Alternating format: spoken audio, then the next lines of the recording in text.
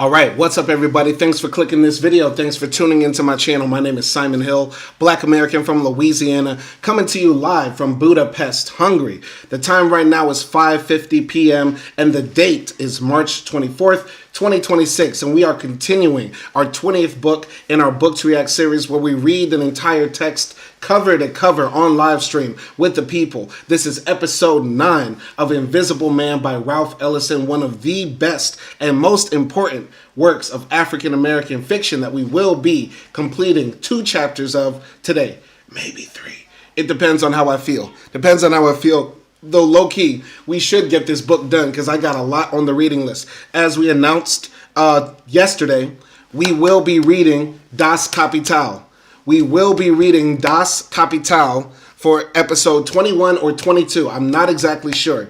Yet, but Das Kapital will get done. And that is Karl Marx's tome, his magnum opus. We will be reading Das Kapital on live with the people for everybody. So you're welcome to join. Put that on your calendar. Spring break is coming up. Hell, we might knock it out in a week.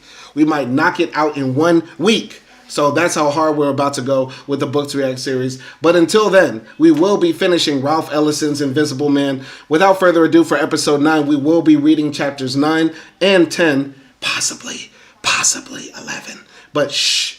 So, anyway, where we left off, our main character is in New York looking for a job. He was sent there by the dean of his school, and he just got a call back from one of the rich white folks that he was supposed to get in contact with when he made it to New York City. If you're jumping into the live stream, I will give a shout out to everybody who's in the chat. So put a comment in the section. You'll get a shout out, whether it be on the horizontal or vertical live stream. Without further ado, let's get into it. Chapter 9.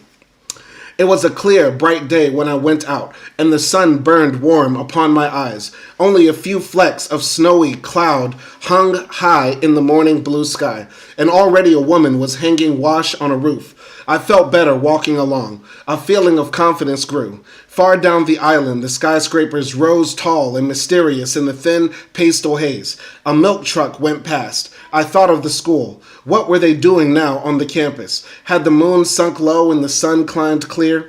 Had the breakfast bugle blown? Did the bellow of the big seed bull awaken the girls in the... Did the bellow of the big seed bull... I guess that's another word for a bugle. I never heard of big seed bull. Anyway, did the bellow of the big seed bull awaken the girls in the dorms this morning, as on most spring mornings when I was there? Sounding clear and full above bells and bugles and early work-a-day sounds, I hurried along, encouraged by the memories, and suddenly I was seized with the certainty that today was the day. Something would happen. I patted my briefcase, thinking of the letter inside. The last had been first, a good sign.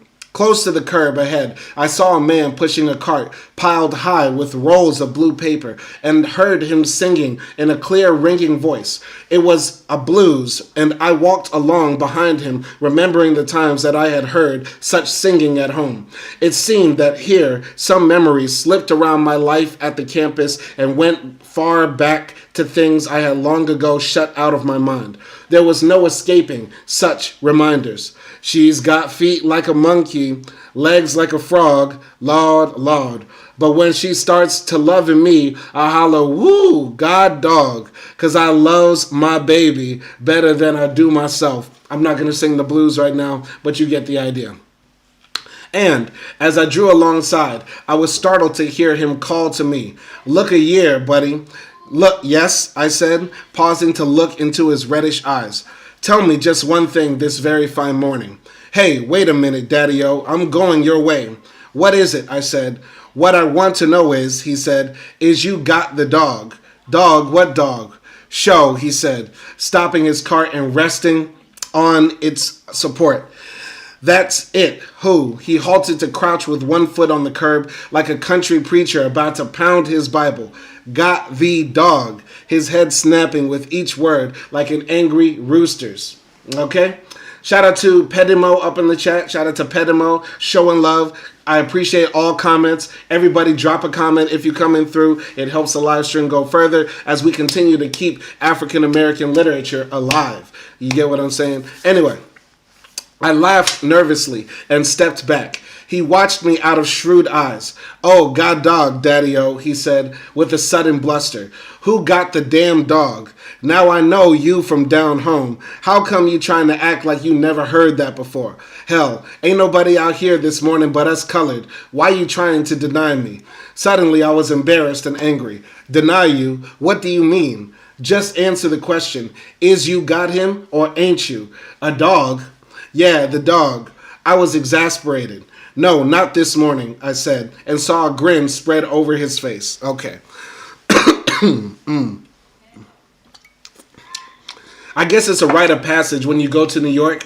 Random people on the street ask you wild questions as a youngin', and then you got to know the answer. I told the story yesterday about being in the streets of Harlem, and a brother asked me, "Who's God?" And I already knew the answer was like pointing to myself, and who's the devil? And I had to point to the first white man I saw. So I get, like, I relate to this weird awkwardness in this situation. But I guess. All right. Shout out to Sal447 up in the chat. Shout out to Sal447 and everybody else showing love by dropping through this live stream and leaving a comment. I appreciate you. Shout out to you. Continuing here, Invisible Man, chapter 9.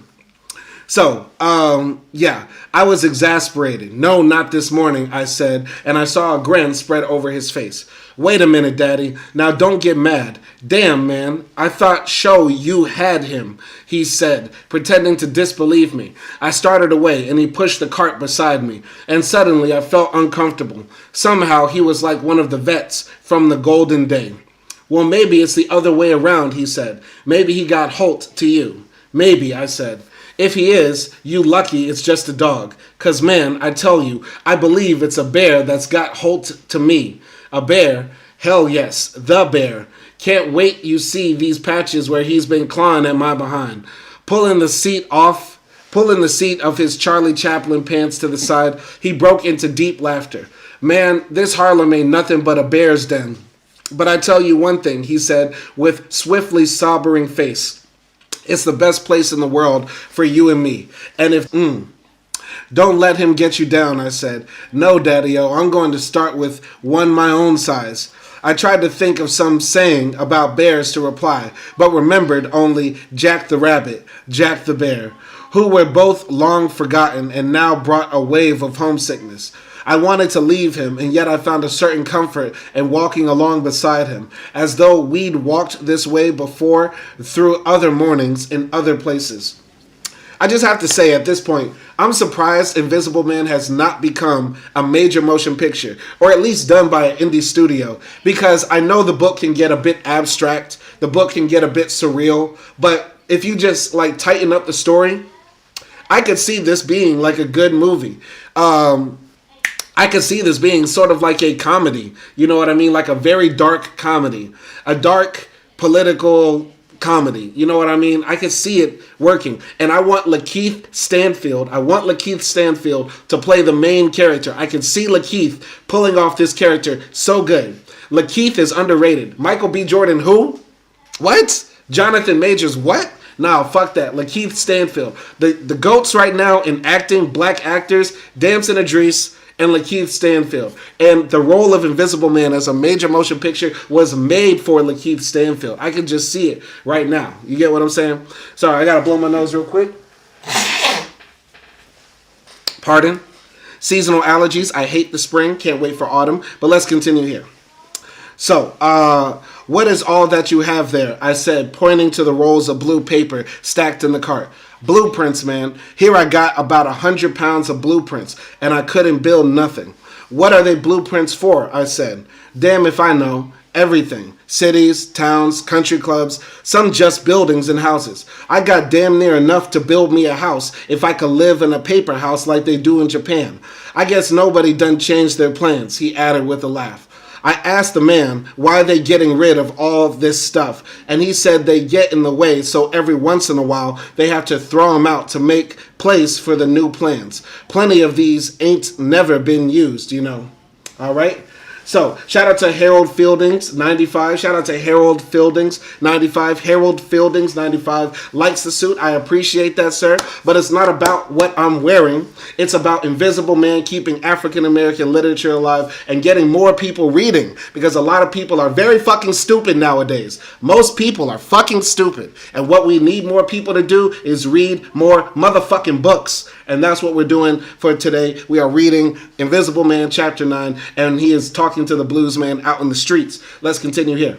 So, you have quite a lot, I said. Yeah, this ain't all neither. I got a couple of loads. There's a day's work right here in this stuff. Folks is always making plans and changing them. Yes, that's right, I said, thinking of my letters. But that's a mistake. You have to stick to the plan. He looked at me, suddenly grave. You kinda young, Daddy-o, he said. I did not answer.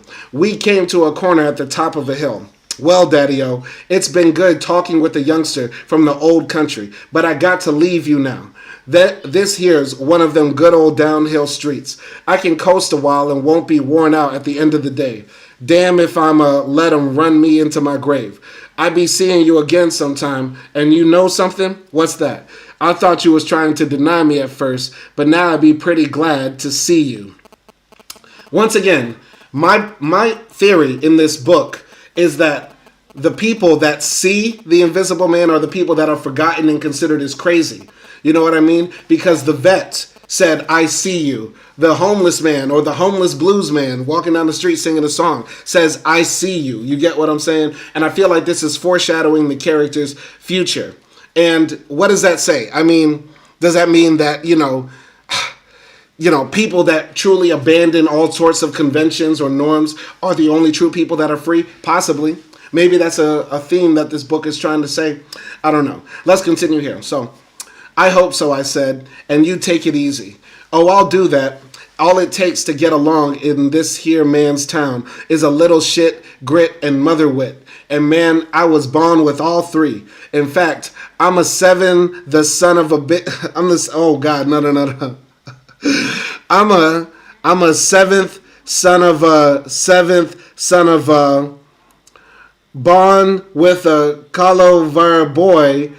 They's raised on Black Cat, Bones High, John the Conqueror, and Greasy Greens. Okay, that's too much. It's just one run-on word, man. That's crazy.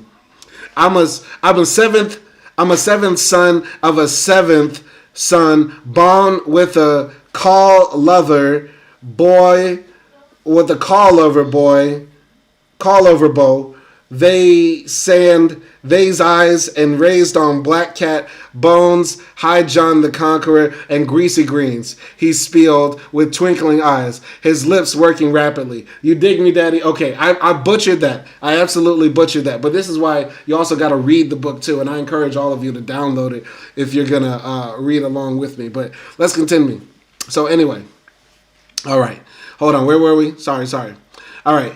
You're going too fast, I said, beginning to laugh. Okay, I'm slowing down. I'll verse you, but I won't curse you. My name is Peter Wheatstraw. I'm the devil's only son-in-law. So roll 'em. You a southern boy, ain't you? He said, his head to one side like a bear's. Yes, I said. Well, get with it. My name's Blue, and I'm coming at you with a pitchfork. Fee, fi, fo, fum. Who wants to shoot the devil one? Lord God Stingray. Hey, back then our ancestors were spitting.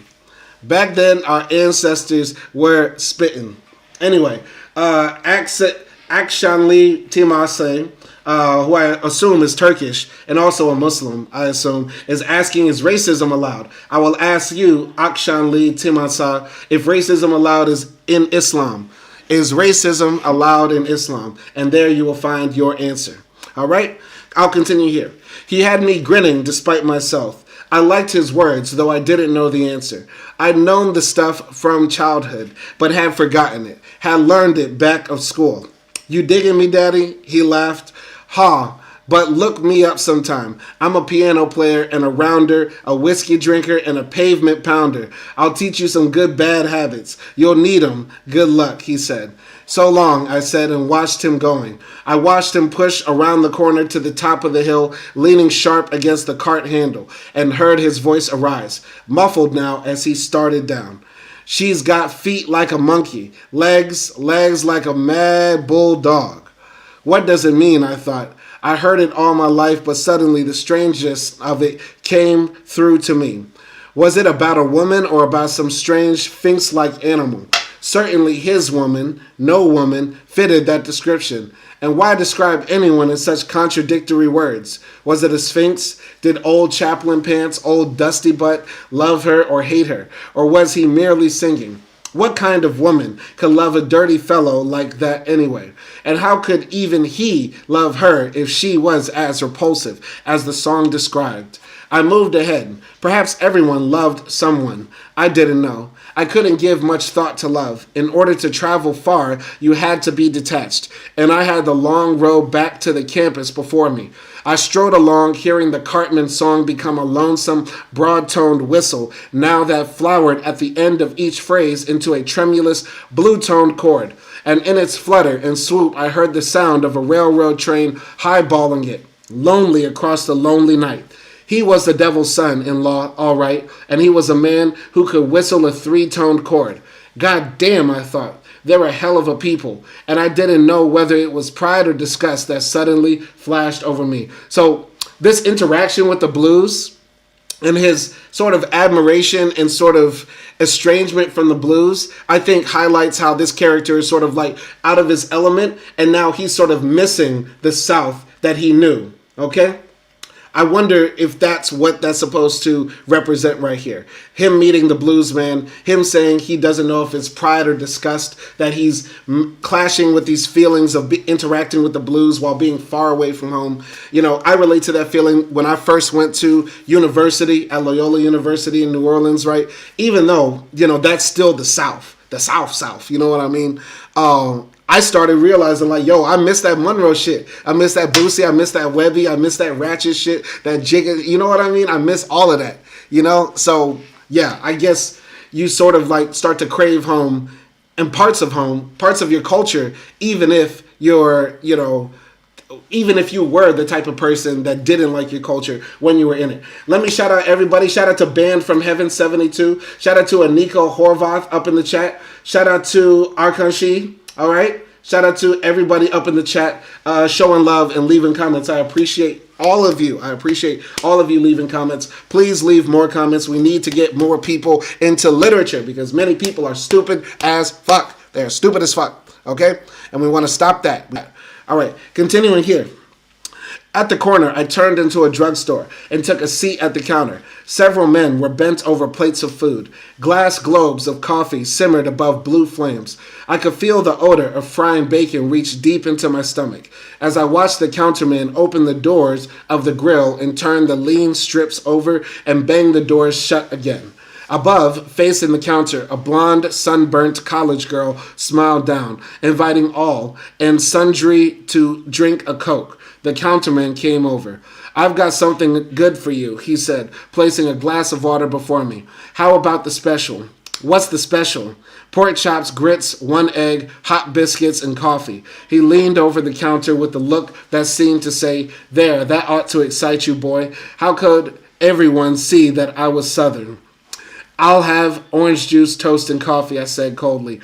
He shook his head. You fooled me, he said, slamming 2 pieces of bread into the toaster. I would have sworn you were a pork chop man. Is that juice large or small? Make it large, I said. I looked silently at the back of his head as he sliced an orange, thinking I should order the special and get up and walk out. Who does he think he is? I hate that. I hate when white folks do that. When they assume, hey, you must like the fried catfish. Or the frat, yep, you know what I'm about to say, and I won't say it, but you know what I'm saying. I hate when white folks do that. I went on a long-ass rant about 2 years ago on this channel because some white woman in Hungary said, oh, you're black, so you must like the hot weather. And I just went the fuck off. I just went off. I hate that. I hate when white folks do that. Anyway, I'm going to continue here. A seed floated in the thick layer of pulp that formed at the top of the glass. I fished it out with a spoon and then downed the acid drink, proud to have resisted the pork chops and grits. It was an act of discipline, a sign of the change that was coming over me and which would return me to college a more experienced man. I would be basically I would be basically the same, I thought, stirring my coffee, yet so subtly changed as to intrigue those who had never been north. It always helped at the college to be a little different, especially if you wished to play a leading role. It made the folks talk about you, try to figure you out. I had to be careful, though, not to speak too much like a northern Negro. They wouldn't like that. The thing to do, I thought, with a smile, was to give them hints that whatever you did or said was weighted with broad and mysterious meanings that lay just beneath the surface. They'd love that, and the vaguer you told things, the better.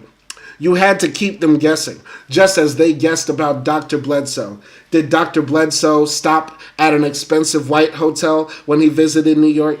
Did he go on parties with the trustees? How did he act? Man, I bet he has him a fine time. They tell me that old Doc gets to New York and he don't stop for the red lights. Say he drinks his good red whiskey and smokes his good black cigars and forgets all about you old know-nothing Negroes down here on the campus. Say when he gets up north, he makes everybody call him Mr. Dr. Bledsoe. I smiled as the conversation came back to my mind. I felt good. Perhaps it was all to the best that I had been sent away. I had learned more. Heretofore, all the campus gossip had seemed merely malicious and disrespectful. Now I could see the advantage for Dr. Bledsoe. Whether we liked him or not, he was never out of our minds. That was the secret of leadership. Strange, I should think of it now. For although I'd never given it any thought before, I seemed to have known it all along. Only here, the distance from the campus seemed to make it clear and hard, and I thought it without fear. Here it came to hand, just as easily as the coin which I now placed on the counter for my breakfast. It was 15 cents, and as I felt for a nickel, I took out another dime, thinking, is it an insult when one of us tips one of them? I don't tip white folks. I don't give money to homeless white people, and I don't tip white folks. One of those is a joke.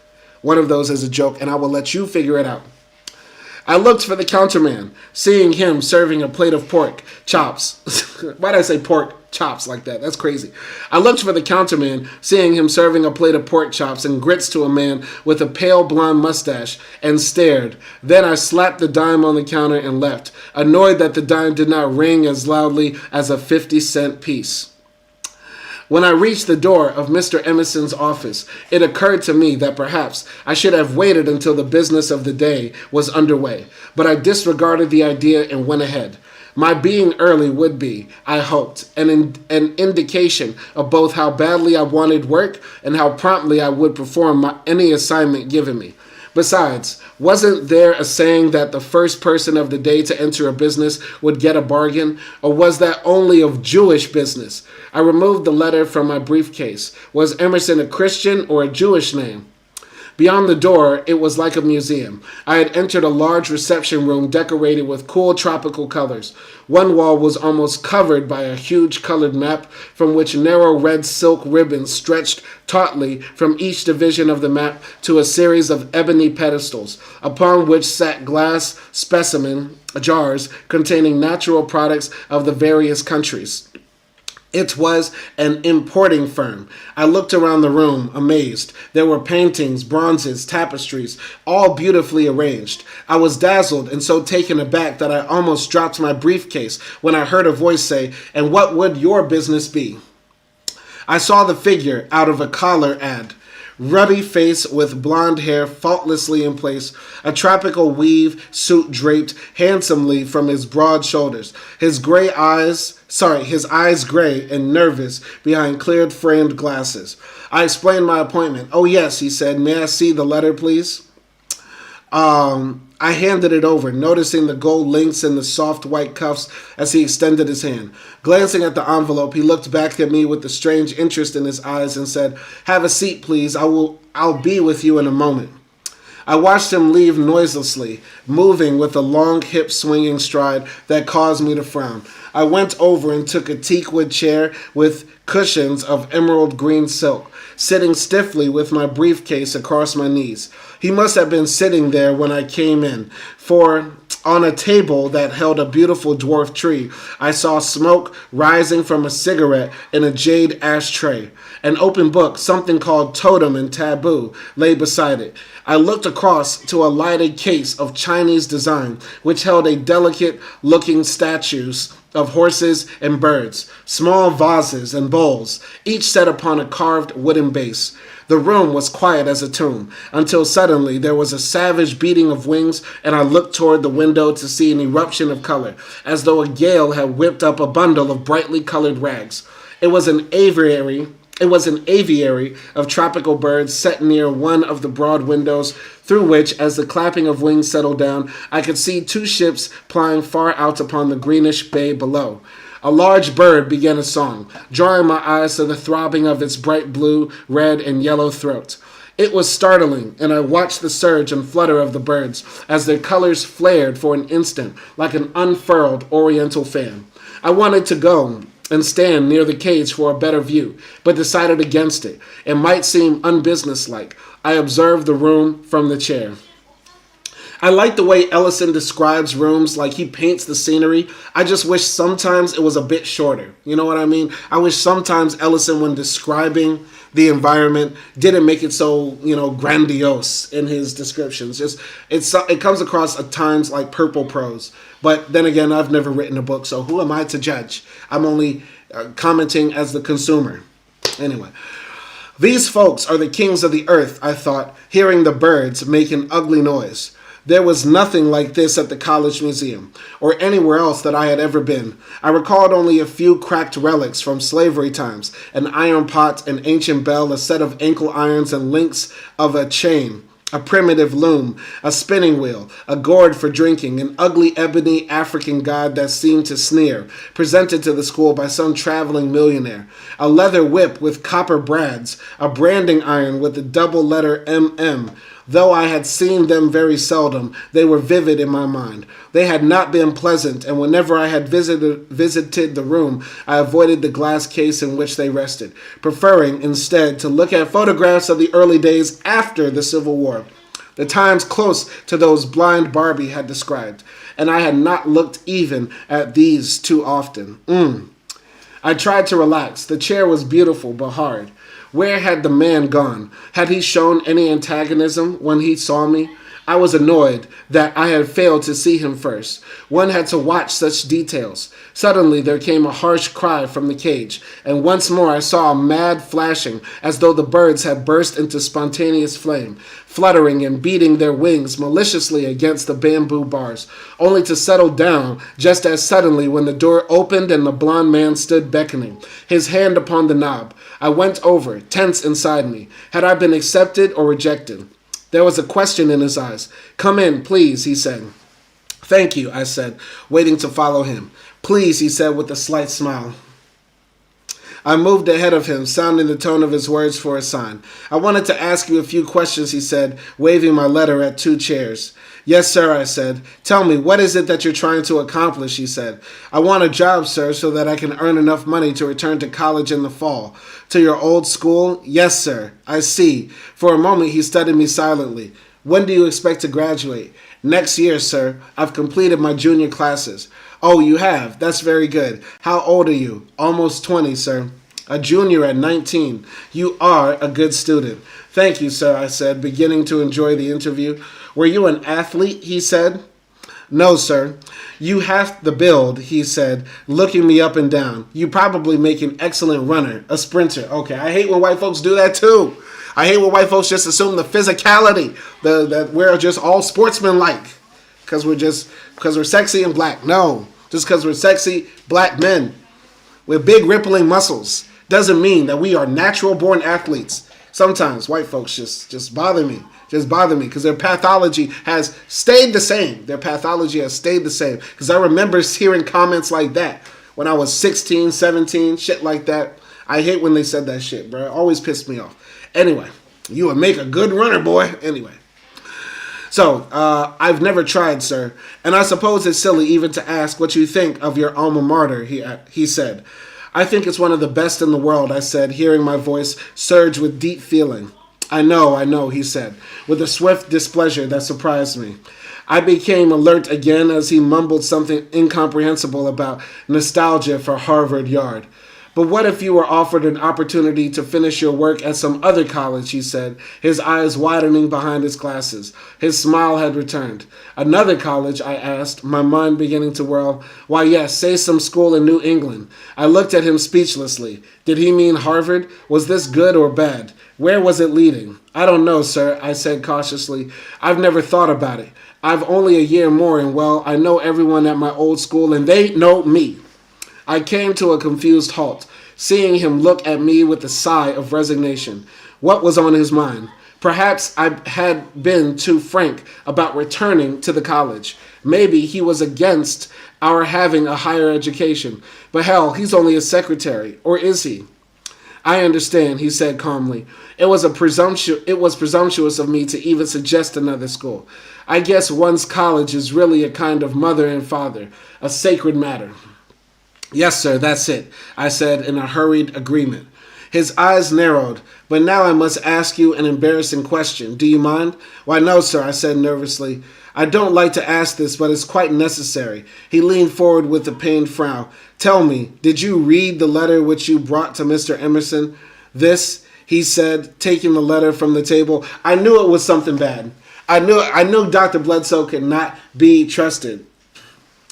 I knew this was not going to turn out good. Either Dr. Bledsoe sent empty letters or letters saying the most vicious things about him or to him, right? Or to the white people that these letters are supposed to go towards. I knew it was going to be bad. And this shows how naive the character is, because he easily could have taken the letters out and put them in other envelopes. Dumbass. Just really dumb. You could have, just straight up opened them and then put them in other envelopes and nobody would have known.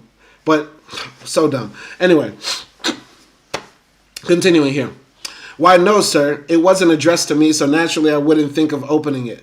Of course not. I know you wouldn't, he said, fluttering his hand and sitting erect. I'm sorry, and you must dismiss it, like one of those annoying personal questions you find so often nowadays on supposedly impersonal forums.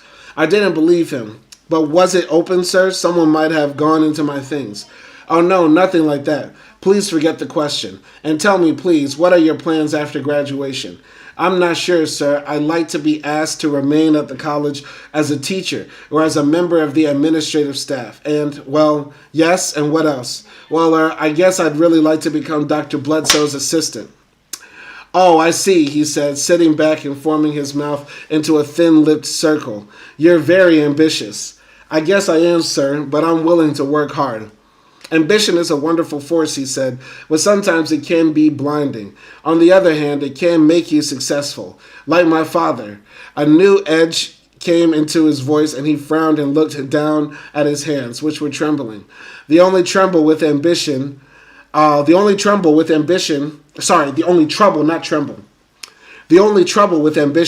is that it sometimes blinds one to realities. Tell me, how many of these letters do you have? I had about 7, sir, I replied, confused by his new turn. There, 7, he was suddenly angry. Yes, sir, that was all he gave me. And how many of these gentlemen have you succeeded in seeing, may I ask? A sinking feeling came over me. I haven't seen any of them personally, sir. And this is your last letter. Yes, sir, it is. But I expect to hear from the others, they said. Of course you will, and from all 7. They're all loyal Americans. There was unmistakable irony in his voice now, and I didn't know what to say. 7, he repeated mysteriously. Oh, don't let me upset you, he said with an elegant gesture of self-disgust. I had a difficult session with my analyst last evening, and the slightest thing is apt to set me off, like an alarm clock without control. Say, he said, slapping his palm against his thigh, what on earth does that mean? Suddenly he was in a state. One side of his face had begun to twitch and swell. I watched him light a cigarette, thinking, what on earth is this all about? Some things are just too unjust for words, he said, expelling a plume of smoke. Those were the days when you could just smoke in the office. And too ambiguous for either speech or ideas. By the way, have you ever been to the Club Calamus?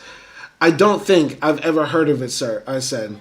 You haven't. It's very well known. Many of my Harlem friends go there. It's a rendezvous for writers, artists, and all kinds of celebrities. There's nothing like it in the city, and by some strange twist, it has a truly continental flavor. I've never been to a nightclub, sir. I'll have to go there to see what it's like, and after I've started earning some money, I said, hoping to bring the conversation back to the problem of jobs. He looked at me with a jerk of his head, his face beginning to twitch again. I suppose I've been evading the issue again, as always. Look, he burst out impulsively. Do you believe that two people, two strangers who had never seen one another before can speak with utter frankness and sincerity? Sir? Oh, damn. What I mean is, do you believe it is possible for us, the two of us, to throw off the mask of custom and manners that insulate man from man and converse in naked honesty and frankness? I don't know what you mean exactly, sir, I said. Are you sure? Of course. If I could only speak plainly. I'm confusing you. Such frankness just isn't possible because all our motives are impure. Forget what I just said. I'll try to put it this way. And remember this, please. My head spun. He was addressing me, leaning forward confidentially, as though he'd known me for years. And I remembered something my grandfather had said long ago. Don't let no white man tell you his business, because after he tells you, he's liable to get shame he told it to you, and then he'll hate you. Fact is, he was hating you all the time. I want to try to reveal a part of reality that is most important to you, but I warn you, it's going to hurt. No, let me finish, he said, touching my knee lightly and quickly removing his hand as I shifted my position. What I want to do is done very seldom, and to be honest, it wouldn't happen now if I hadn't sustained a series of impossible frustrations. You see, well, I'm thwarted. Oh, damn, there I go again, thinking only to myself. We're both frustrated, understand? Both of us, and I want to help you. Just get to the damn point. Just get to the damn point. I hate all this edging. This is the version of literary edging. I'm literally at the edge of my seat here, and I want to bust. But Ellison's got me gooning. Ugh, disgusting. Straight up disgusting.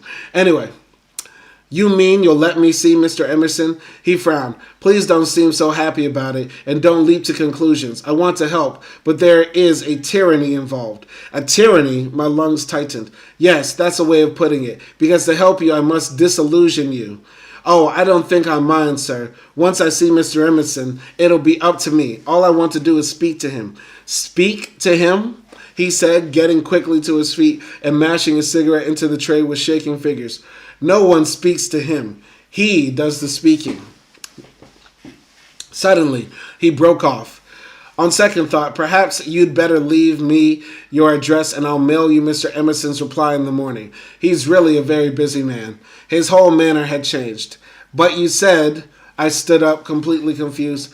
Was he having fun with me? Couldn't you let me talk to him for just 5 minutes? I pleaded. I'm sure I can convince him that I'm worthy of a job. And if there's someone who has tampered with my letter, I'll prove my identity. Dr. Bledsoe would. Identity anymore anyway.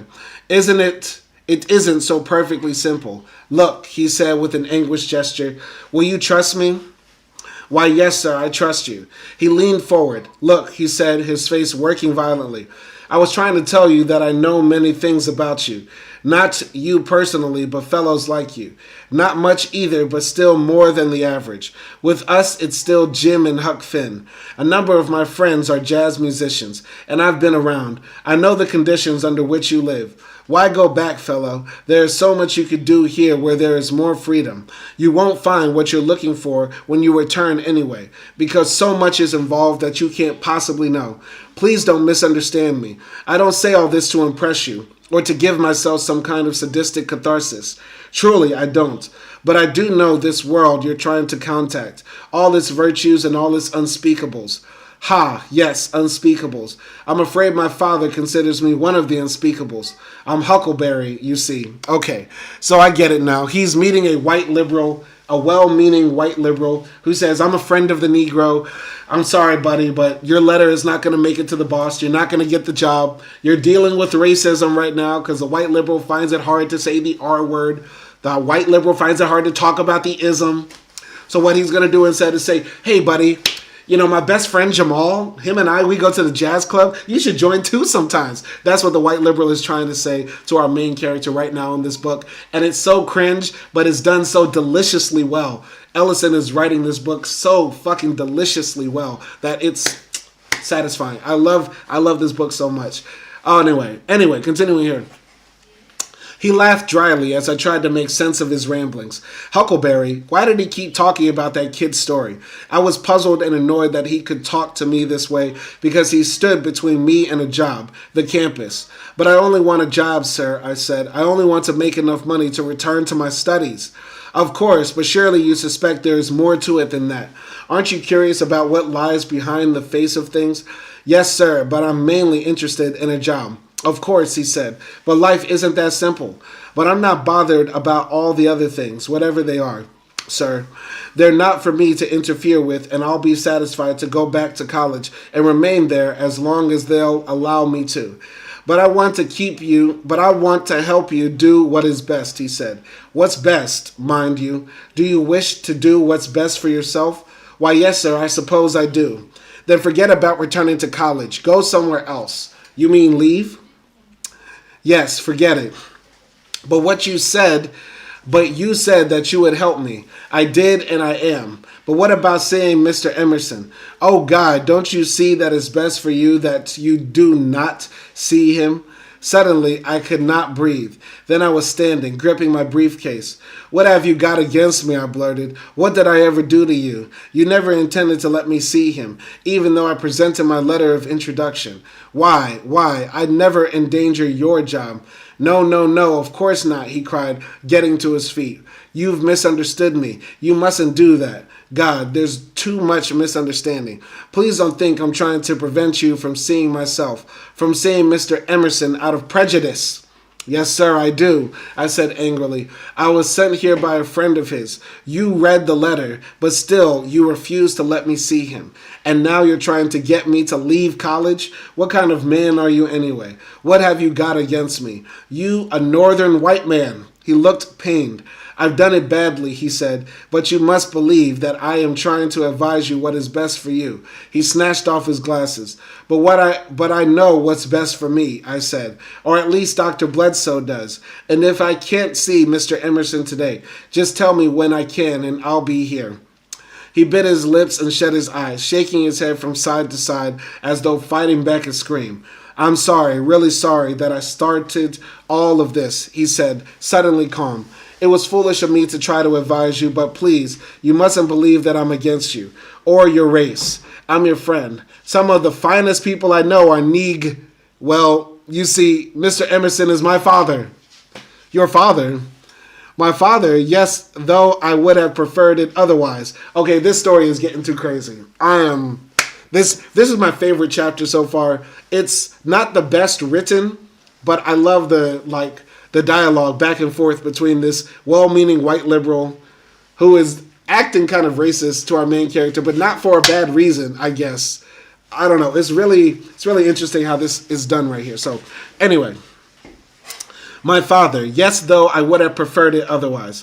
But he is, and I could arrange for you to see him. But to be utterly frank, I'm incapable of such cynicism. It would do you no good. But I'd like to take my chances, Mr. Emerson, sir.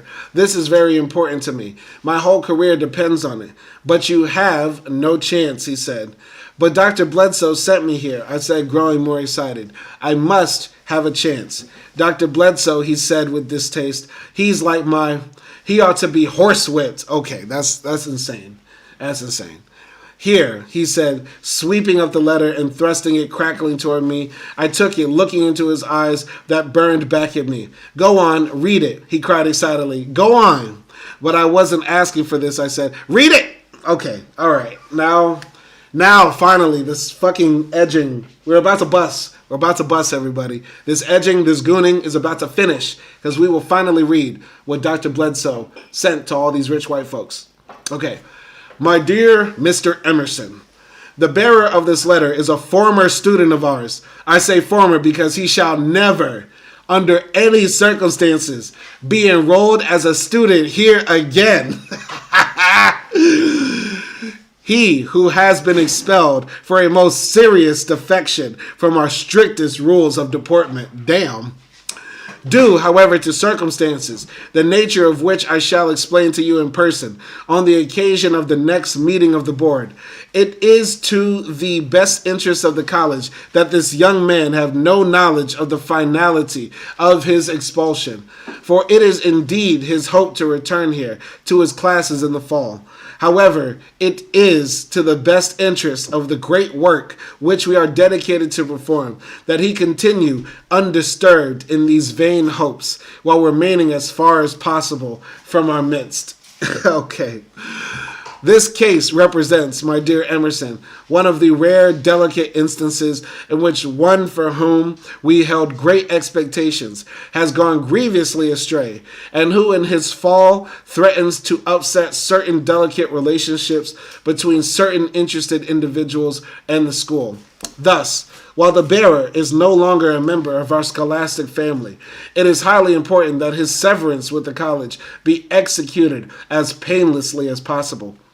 I beg of you, sir, to help him continue in the direction of that promise which, like the horizon, recedes ever brightly and distantly beyond the hopeful traveler.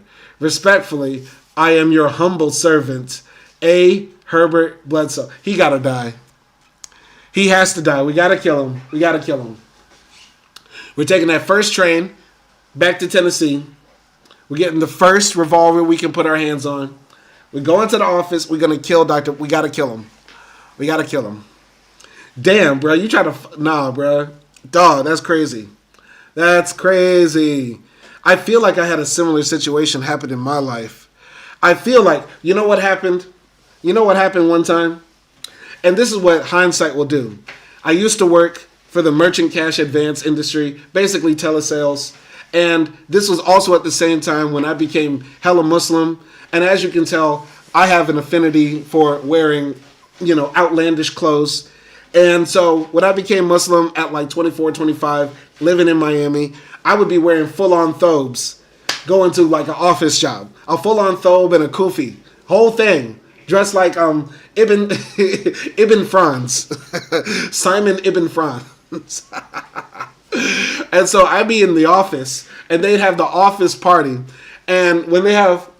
the office brunch, the office breakfast party, right? Because we hit our sales target this month. Everybody's coming out, and they're bringing like, the lunch. And it's like all sausage, pork, bacon, you know what I mean? All that good stuff that you have for breakfast, right? And because I'm wearing the full-on thobe, I got my mustache shaved. I can't grow the full beard, but I got a little stubble around. I'm walking around the office saying, they got pork in here, and they know I'm Muslim. And I was so fucking hard-headed and cringe at the time. But looking back at it in my life, they probably thought, yo, this guy is probably going to try to file a lawsuit against us, like a discrimination lawsuit. And that was not even my intention. But in Florida, that's a full-on hustle. People get jobs just to sue a job for discrimination, whether it be religious, racial, gender, orientation, whatever. You get what I'm saying? Looking back on my life, they probably thought that I was trying to run some scam. Because I was never the best telephone seller, but I was good enough to like keep my job, but not good enough to be the top salesman. You get what I'm saying?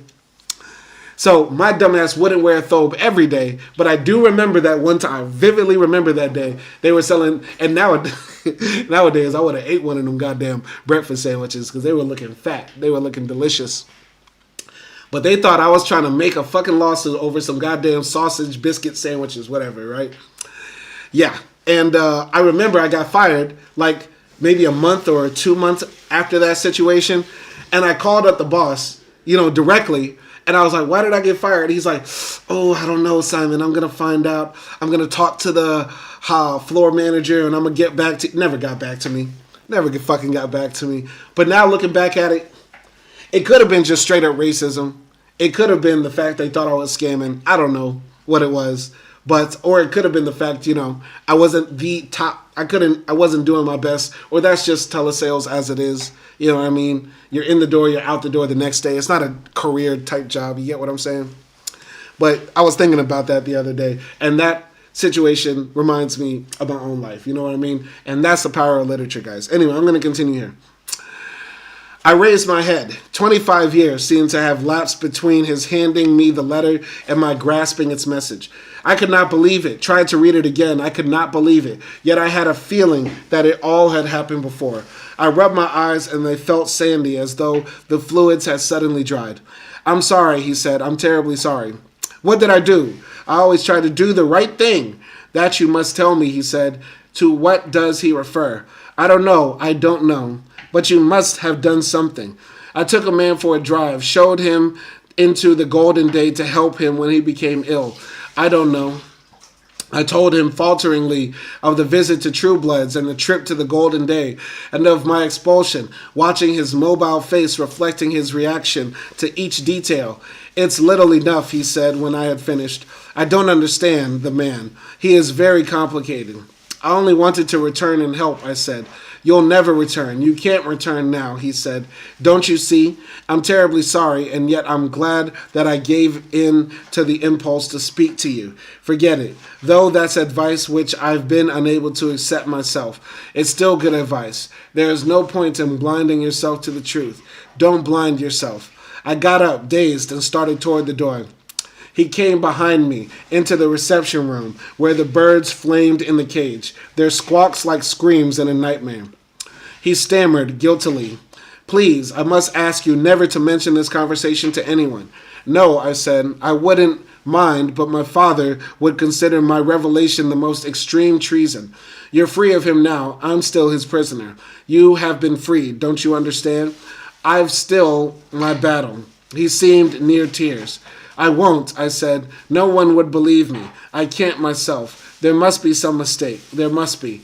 I opened the door. Look, fellow, he said, this evening I'm having a party at the Calamus. Would you like to join my guests? It might help you. No, thank you, sir. I'll be all right. Perhaps you'd like to be my valet. I looked at him. No, thank you, sir, I said.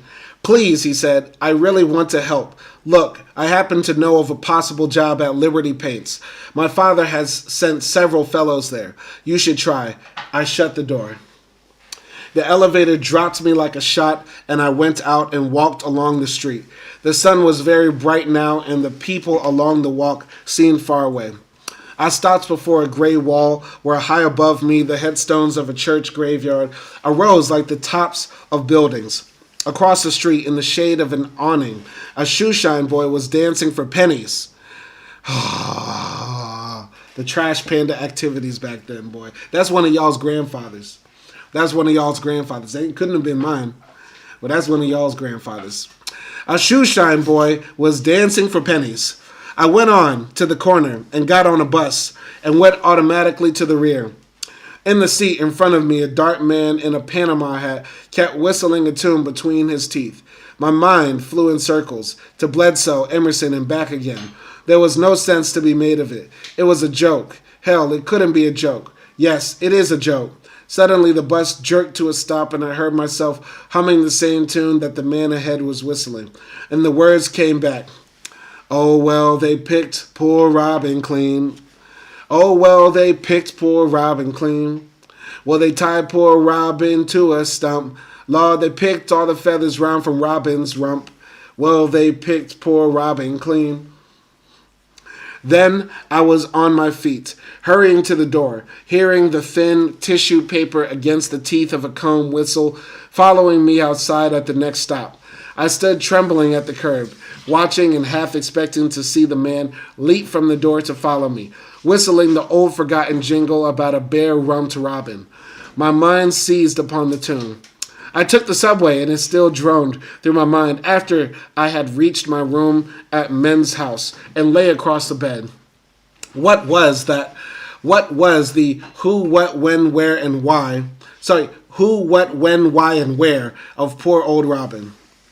What had he done, and who had tied him, and why had they plucked him, and why had he sung of his fate? It was for a laugh, for a laugh.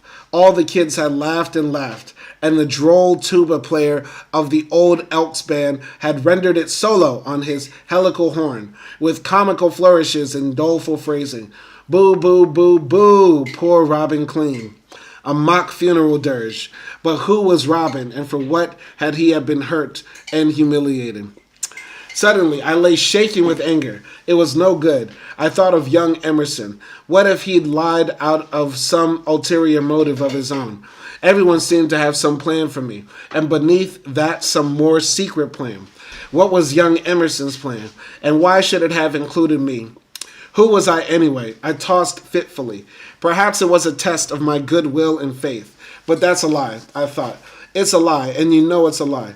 I had seen the letter, and it had practically ordered me killed by slow degrees. One more time. I think that this book would make, once again, an excellent movie. I still believe Lakeith Stanfield is the best actor for the job of acting as the main character in Invisible Man. But my caveat is that the character cannot be directed to act stupid, just like in Magazine Dreams, right? One of the reasons I did not like Magazine Dreams with Jonathan Majors is that the character does things that make you want to shake him through the screen. The main character in this story, of course, is a bit naive, but you got to make their naivete seem reasonable. You know what I mean? And that's what I like about the book. If you see this on screen, how this kid is getting fucked over, you might be like, oh, you're a dumbass. You deserve this. You know what I mean? But if you read the book, it's not as, bad. By the way, if there already is a movie for Invisible Man, and I don't know about it, I apologize. I didn't look it up. So I feel like because it's such an old book, somebody might have tried to make a movie for it in the 70s or 80s. And if it's in the 80s, I'm not going to watch it. If it's in the 70s, maybe. I like 70s movies, but I need this thing to be done crisp and clean. Amazon Prime level. No, what's the best streaming service? Is it Amazon Prime? Yeah, it's Amazon Prime. Amazon Prime got the best shows. No, FX. FX got the best shows. FX, Amazon Prime, HBO, Netflix is under my ass. That's the ranking. That's the ranking for streaming services. Anyway, continuing here. My dear Emerson, I said aloud, the Robin bearing this letter is a former student. Please hope him to death and keep him running. Your most humble and obedient servant, A.H. Bledsoe. Sure, that's the way it was, I thought. A short, concise verbal coup de grace, straight to the nape of the neck. And Emerson would write in reply, sure, Dr. Bled, have met Robin and shaved tail. Signed, Emerson.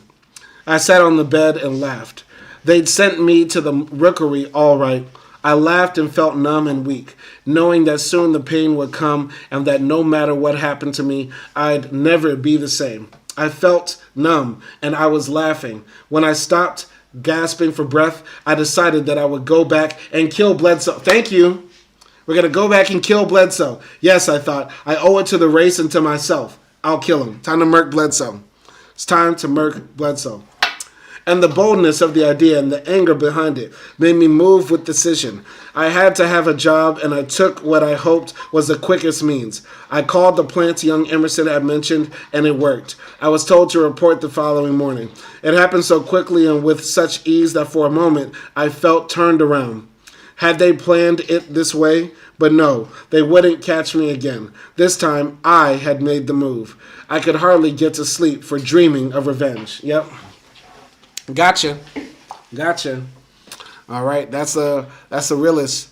So that's the end of chapter 9. I really like chapter 9. It's my favorite chapter so far. Every chapter is sort of like a mini story, but that story right there was just so well executed. A bit tedious at the beginning, but very well executed. Okay? Yes. All right, let's do a quick check on what's happening in the chat and things like that.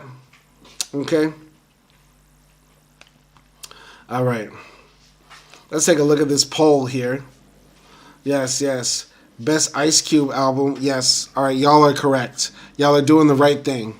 Y'all are doing the right thing with the Best Ice Cube album. I am not disappointed with y'all's responses right there. Anyway, we're going to read one more chapter and then call it a day right here. Chapter 10. Chapter 10 of Invisible Man. All right.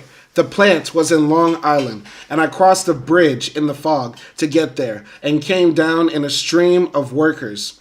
Ahead of me was a huge electric sign announced its message through the drifting strands of fog.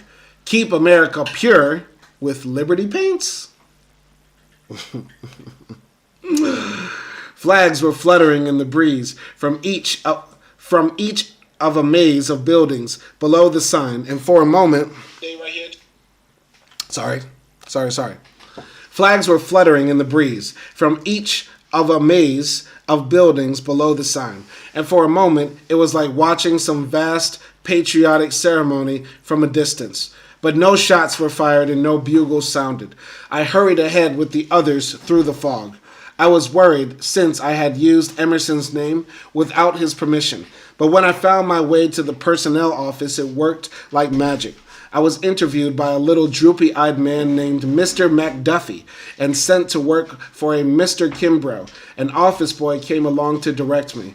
If Kimbrough needs him, McDuffie told the boy, come back and have his name entered on the shipping department's payroll. It's tremendous, I said as we left the building. It looks like a small city. It's big, all right, he said. We're one of the biggest outfits in the business. Make a lot of paint for the government. We entered one of the buildings now and started down a pure white hall. You better leave your things in the locker room, he said, opening a door through which I saw a room with low wooden benches and rows of green lockers. There were keys in several of the locks, and he selected one for me. Put your stuff in there and take the key, he said, dressing. I felt nervous. He sprawled with one foot on a bench, watching me closely as he chewed on a match stem. Did he suspect that Emerson hadn't sent me? They have a new racket around here, he said, twirling the match between his finger and thumb. There was a note of insinuation in his voice, and I looked up from tying my shoe, breathing with conscious evenness. What kind of racket, I said. Oh, you know, the wise guys firing the regular guys and putting on you colored college boys. Pretty smart, he said. That way they don't have to pay union wages. How did you know I went to college, I said. Oh, there's about 6 of you guys out here already. Some up in the testing lab. Everybody knows about that. But I had no idea that was why I was hired, I said. Forget it, Mac, he said.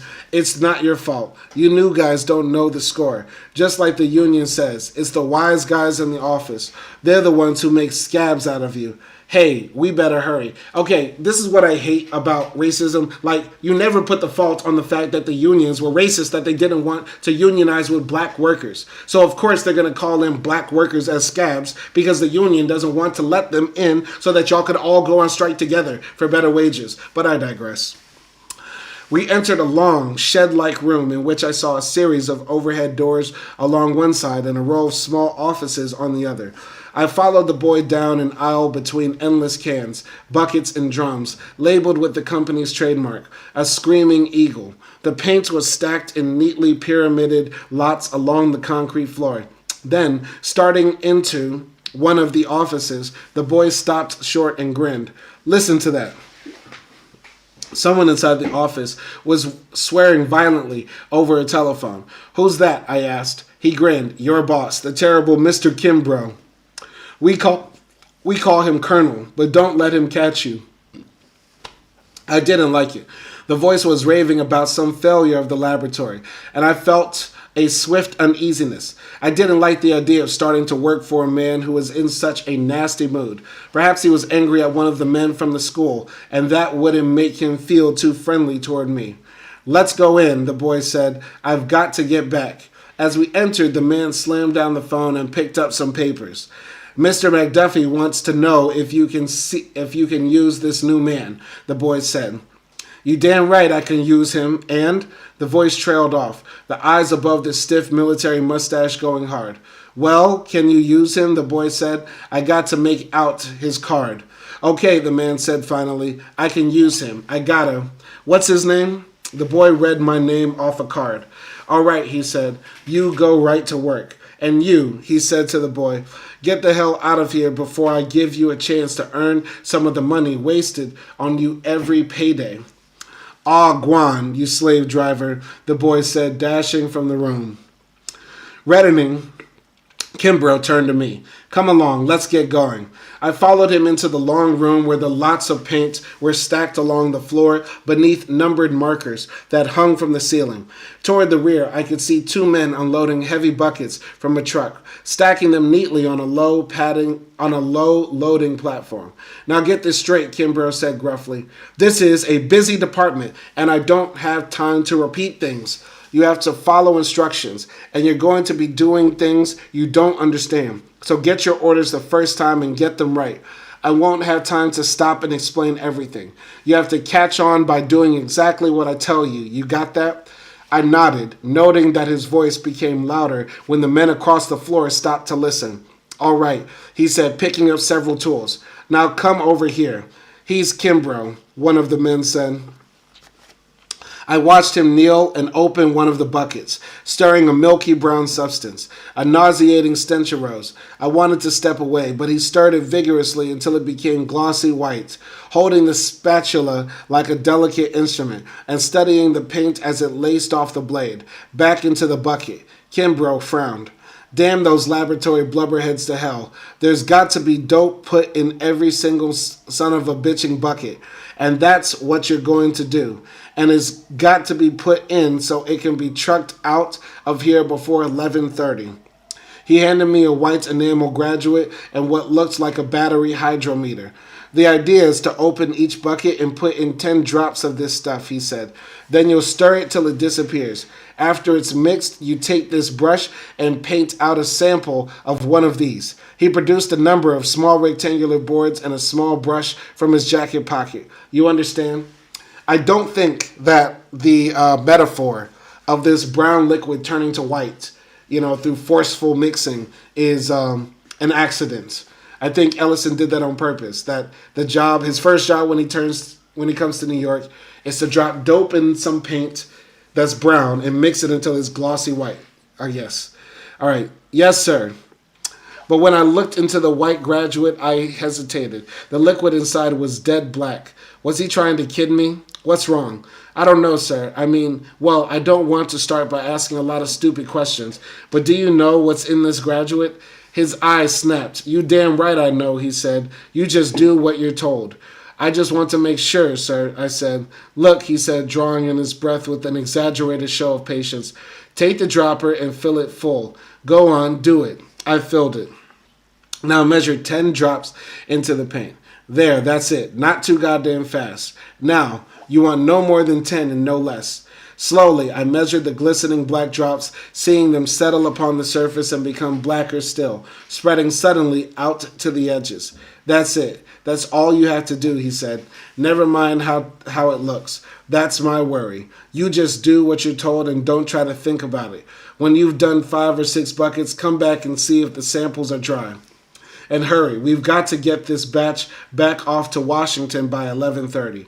I worked fast but carefully. With a man like Kimbrough, the least thing done incorrectly would cause trouble. So I wasn't supposed to think.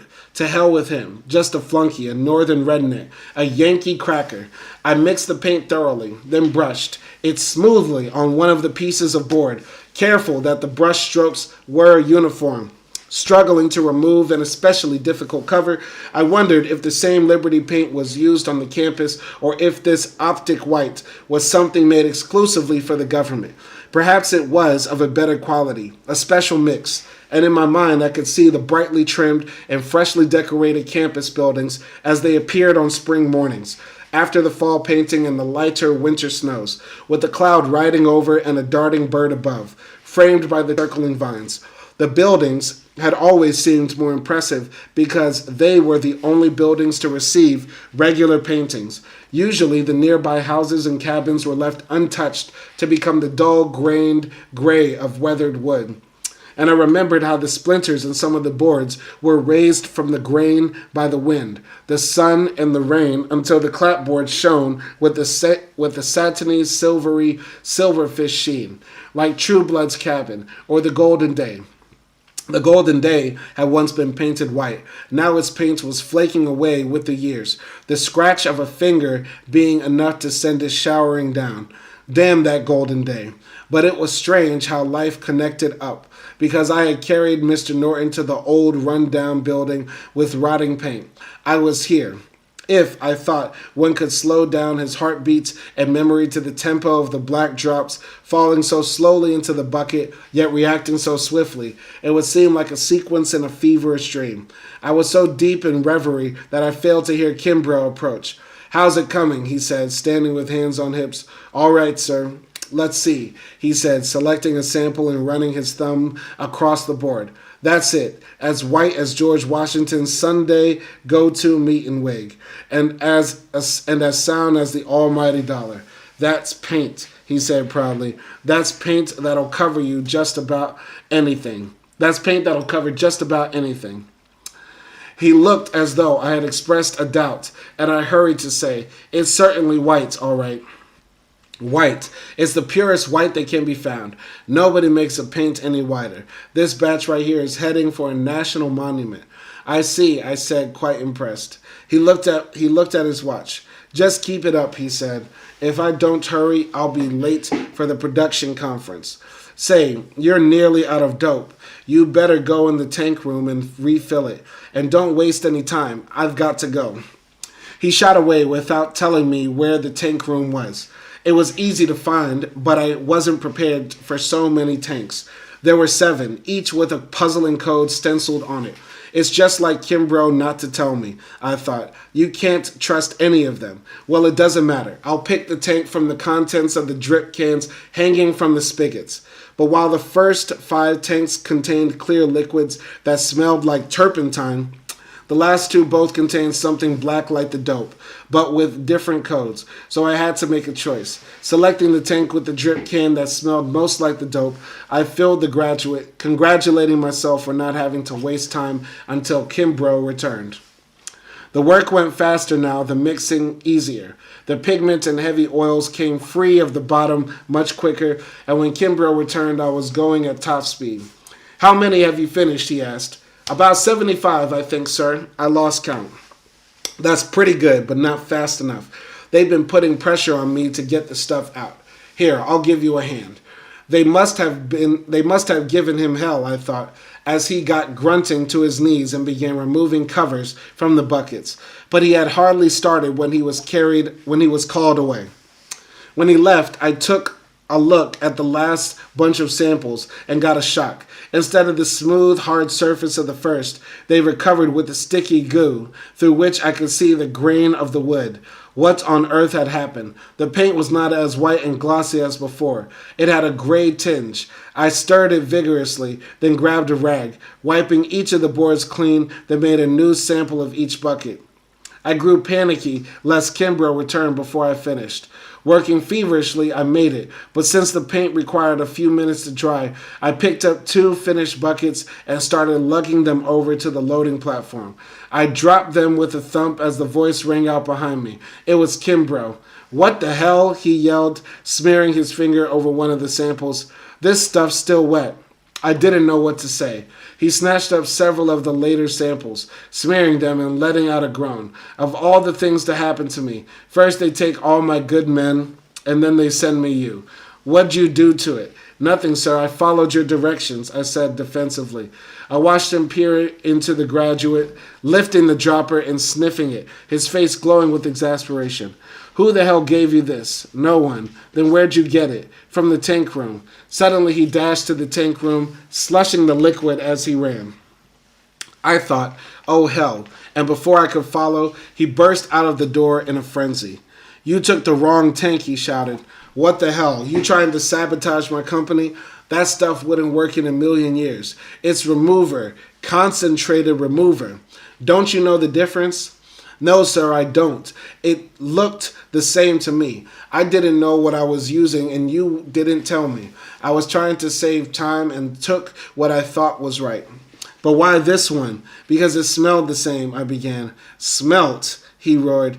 "God damn it, don't you know you can't smell shit around all those fumes? Come on to my office." I was torn between protesting and pleading for fairness. It was not all my fault, and I didn't want the blame. But I did wish to finish out the day. Throbbing with anger, I followed, listening as he called personnel. Hello, Mac? Mac, this is Kimbrough. It's about this fellow you sent me this morning. I'm sending him in to pick up his pay. What did he do? He doesn't satisfy me, that's what. I don't like his work. So the old man has to have a report? So what? Make him one. Tell him, goddammit, this fellow ruined a batch of government stuff. Hey, no, don't tell him that. Listen, Mac, you got anyone else out there? Okay, forget it. He crashed down the phone and swung toward me. I swear I don't know why they hire you fellows. You just don't belong in a paint plant. Come on. Bewildered, I followed him into the tank room, yearning to quit and tell him to go to hell. But I needed the money, and even though this was the North, I wasn't ready to fight unless I had to. Here I'd be one against how many? I watched him empty the graduate back into the tank and noted carefully when he went to another marked SKA369TY and refilled it. Next time I would know. Now, for God's sake, he said, handing me the graduate, be careful and try to do the job right. And if you don't know what to do, ask somebody. I'll be in my office. I returned to the buckets, my emotions whirling. Kimbrough had forgotten to say what was to be done with the spoiled paint.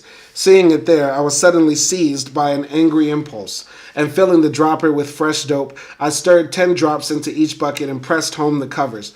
Let the government worry about that, I thought, and started to work on the unopened buckets. I stirred until my arm ached and painted the samples as smoothly as I could, becoming more skillful as I went along. When Kimbrough came down the floor and watched, I glanced up silently and continued stirring. How is it? He said, frowning. I don't know, I said, picking up a sample and hesitating. Well, it's nothing, a speck of dirt, I said, standing and holding out the sample, a tightness growing within me. Holding it close to his face, he ran his fingers over the surface and squinted at the texture. That's more like it, he said. That's the way it ought to be. I watched with a sense of unbelief as he rubbed his thumb over the sample, handed it back, and left without a further word. I looked at the painted slab. It appeared the same. A gray tinge glowed through the whiteness, and Kimbrough had failed to detect it. I stared for about a minute, wondering if I were seeing things, inspected, another, and another. All were the same, a brilliant white diffused with gray. I closed my eyes for a moment and looked again, and still no change. Well, I thought, as long as he's satisfied. But I had a feeling that something had gone wrong, something far more important than the paint, that either I had played a trick on Kimbrough or he, like the trustees and Bledsoe, was playing one on me. When the truck backed up the platform, I was pressing the cover on the last bucket, and there stood Kimbrough above me. Let's see your samples, he said. I reached, trying to select the whitest, as the blue-shirted truckman climbed through the loading door. How about it, Kimbrough, one of them said. Can we get started? Just a minute now, he said, studying the sample. Just a minute. I watched him nervously, waiting for him to throw a fit over the gray tinge and hating myself for feeling nervous and afraid. What would I say? But now he was turning to the truckman. All right, boys, get the hell out of here. And you, he said to me, go see McDuffie. You're through. I stood there, staring at the back of his head, as the pink neck beneath the cloth cap and the iron gray hair. So he let me stay only to finish the mixing. I turned away. There was nothing that I could do.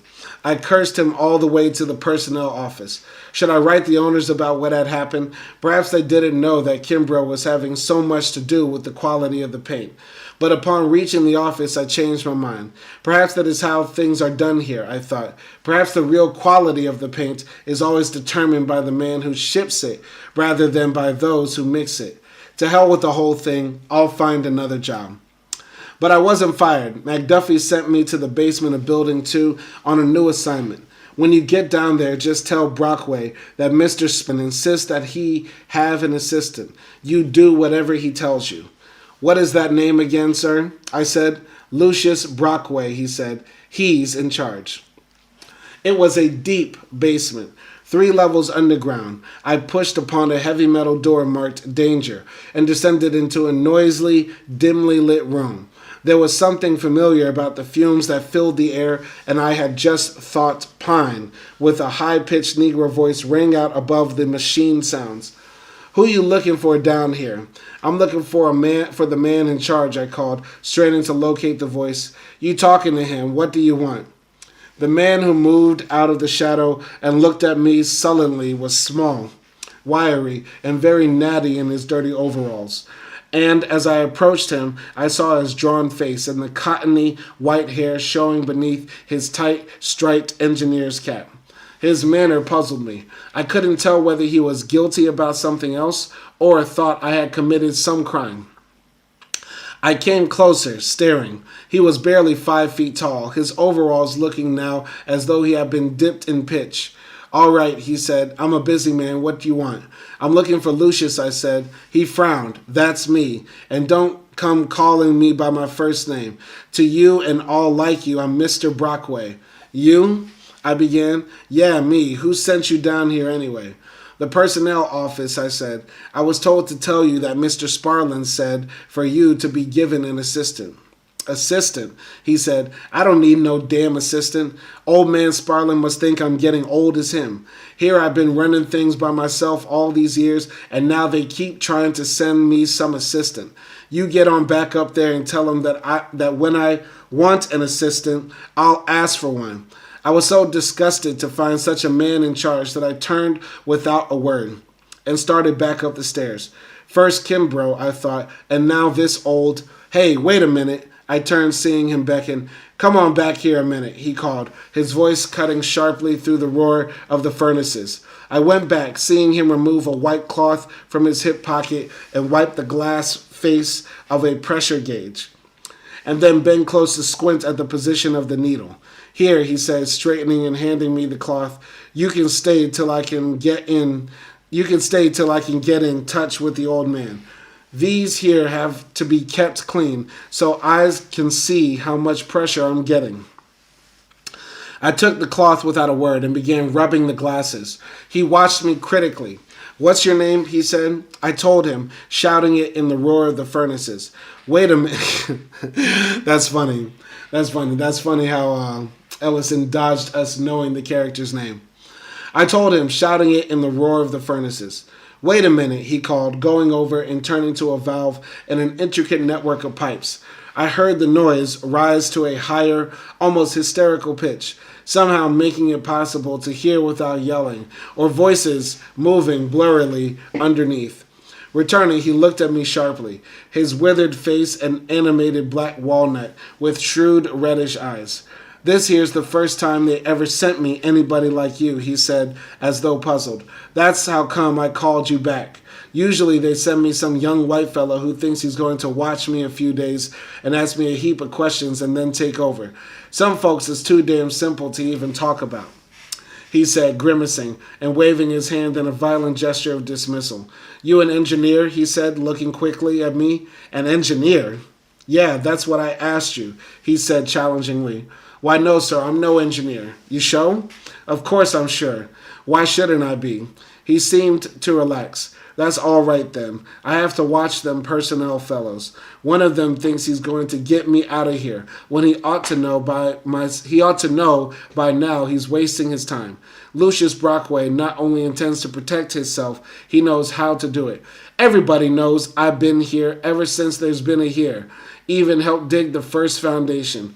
The old man hired me, nobody else. And by God, it'll take the old man to fire me.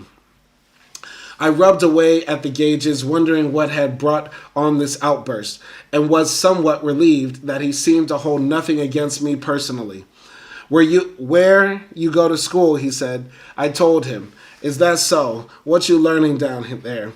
Just general subjects, a regular college course, I said. No mechanics? Oh no, nothing like that. Just a liberal arts course, no trades. Is that so? He said doubtfully. Then suddenly, how much pressure I got on that gauge right there. Which? You see it, he pointed. That one right there. I looked, calling off 43 2/10 pounds. That's right. He squinted at the gauge and back at me. Where you learn to read a gauge so good? In high school physics class. It's like reading a clock. They teach you that in high school? That's right. Well, that's going to be one of your jobs. These here gauges have to be checked every 15 minutes. You ought to be able to do that. I think I can, I said. Some can, some can't. By the way, who hired you? Mr. McDuffie, I said, wondering why all the questions. Yeah, then where you been all morning? I was working over in Building 1. That's where there's a heap of building. Whereabouts? For Mr. Kimbrough. I see. I know they oughtn't to be hiring anybody this late in the day. What Kimbrough have you doing? Putting dope in some paint that went bad, I said wearily, annoyed with all the questions. His lips shot out belligerently. What paint went bad? I think it was some for the government. He cocked his head. I wonder how come nobody said nothing to me about it, he said thoughtfully. Was it in buckets or them little bitty cans? Buckets. Oh, that ain't so bad. Them little ones is a heap of work. He gave me a high, dry laugh. How you hear about this job? He snapped suddenly, as though trying to catch me off guard. Look, I said slowly, a man I know told me about the job. McDuffie hired me. I worked this morning for Mr. Kimbrough and I was sent to you by Mr. McDuffie. His face tightened. You friends to one of those colored fellows? Who? Up in the lab. No, I said. Anything else you want to know?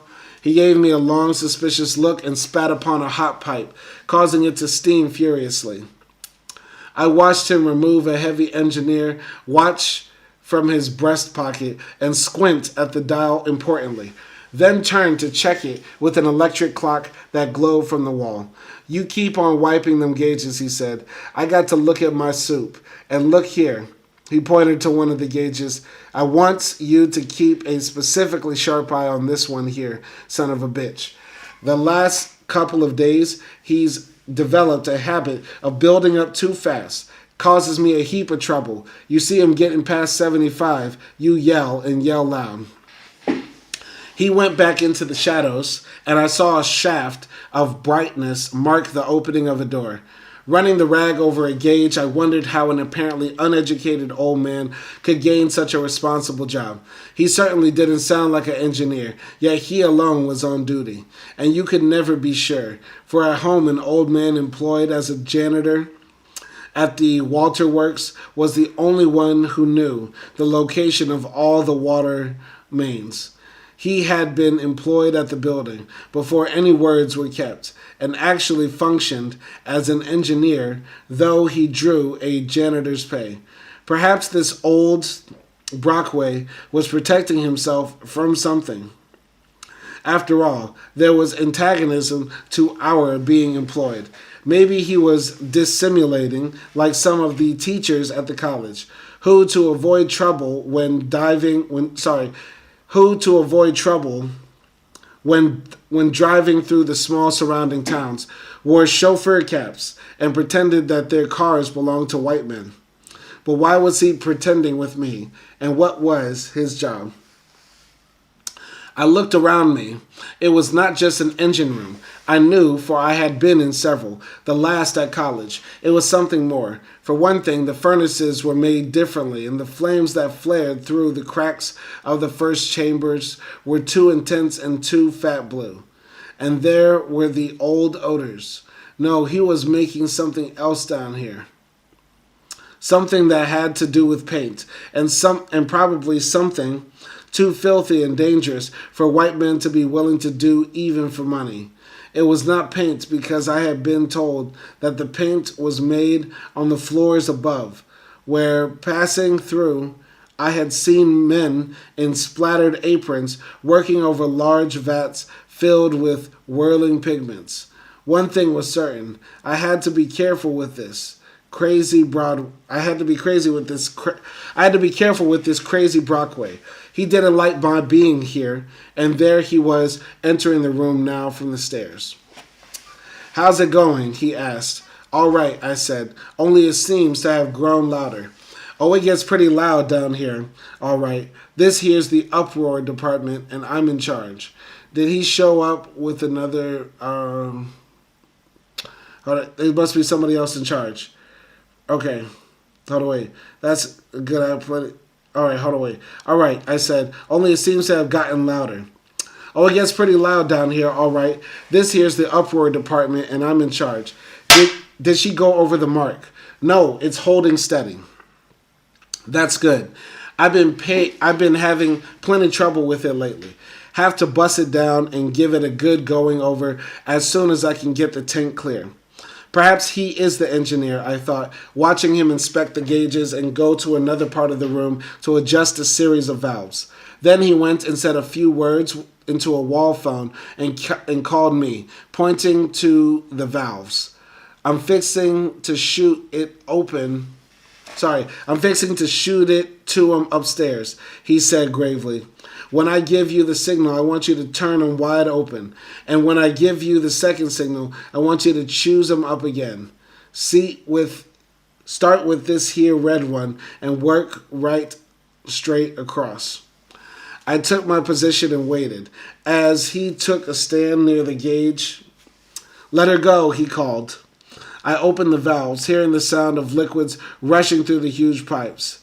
At the sound of street barrier, a buzzer looked up.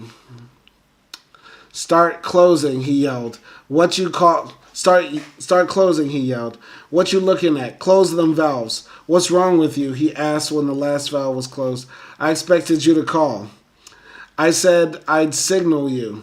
Can't you tell the difference between a viral and a personal?" Hell, I buzzed you in.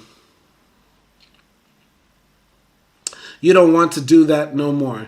When I buzz you, I want you to do something and do it quick. "You're the boss," I said sarcastically. "You're mighty right I'm the boss, and don't forget it. Now come on back here. We got work to do." We came to a strange-looking machine consisting of a huge set of gears connecting a series of drum-like rollers. Brockway took a shovel and scooped up a load of brown crystals from a pile on the floor, pitching them skillfully into a receptacle on top of the machine. "Grab a scoop and let's get going," he ordered briskly. "You ever done this before?" he asked as I scooped into the pile. "It's been a long time," I said. "What is this material?" He stopped shoveling and gave a long blank stare, then returned to the pile, his scoop ringing on the floor. "You'll have to remember not to ask this suspicious old bastard any questions," I thought, scooping into the brown pile. Soon I was perspiring freely. My hands were sore and began to tire. Brockway watched me out of the corner of his eye, snickering noiselessly. "You don't have to work yourself, young fella," he said. "I'll get used to it," I said, scooping up a heavy load. "Oh, show," he said. "Show, but you better take a rest when you get tired." I didn't stop. I piled on the material until he said, "There's the scoop we've been trying to find.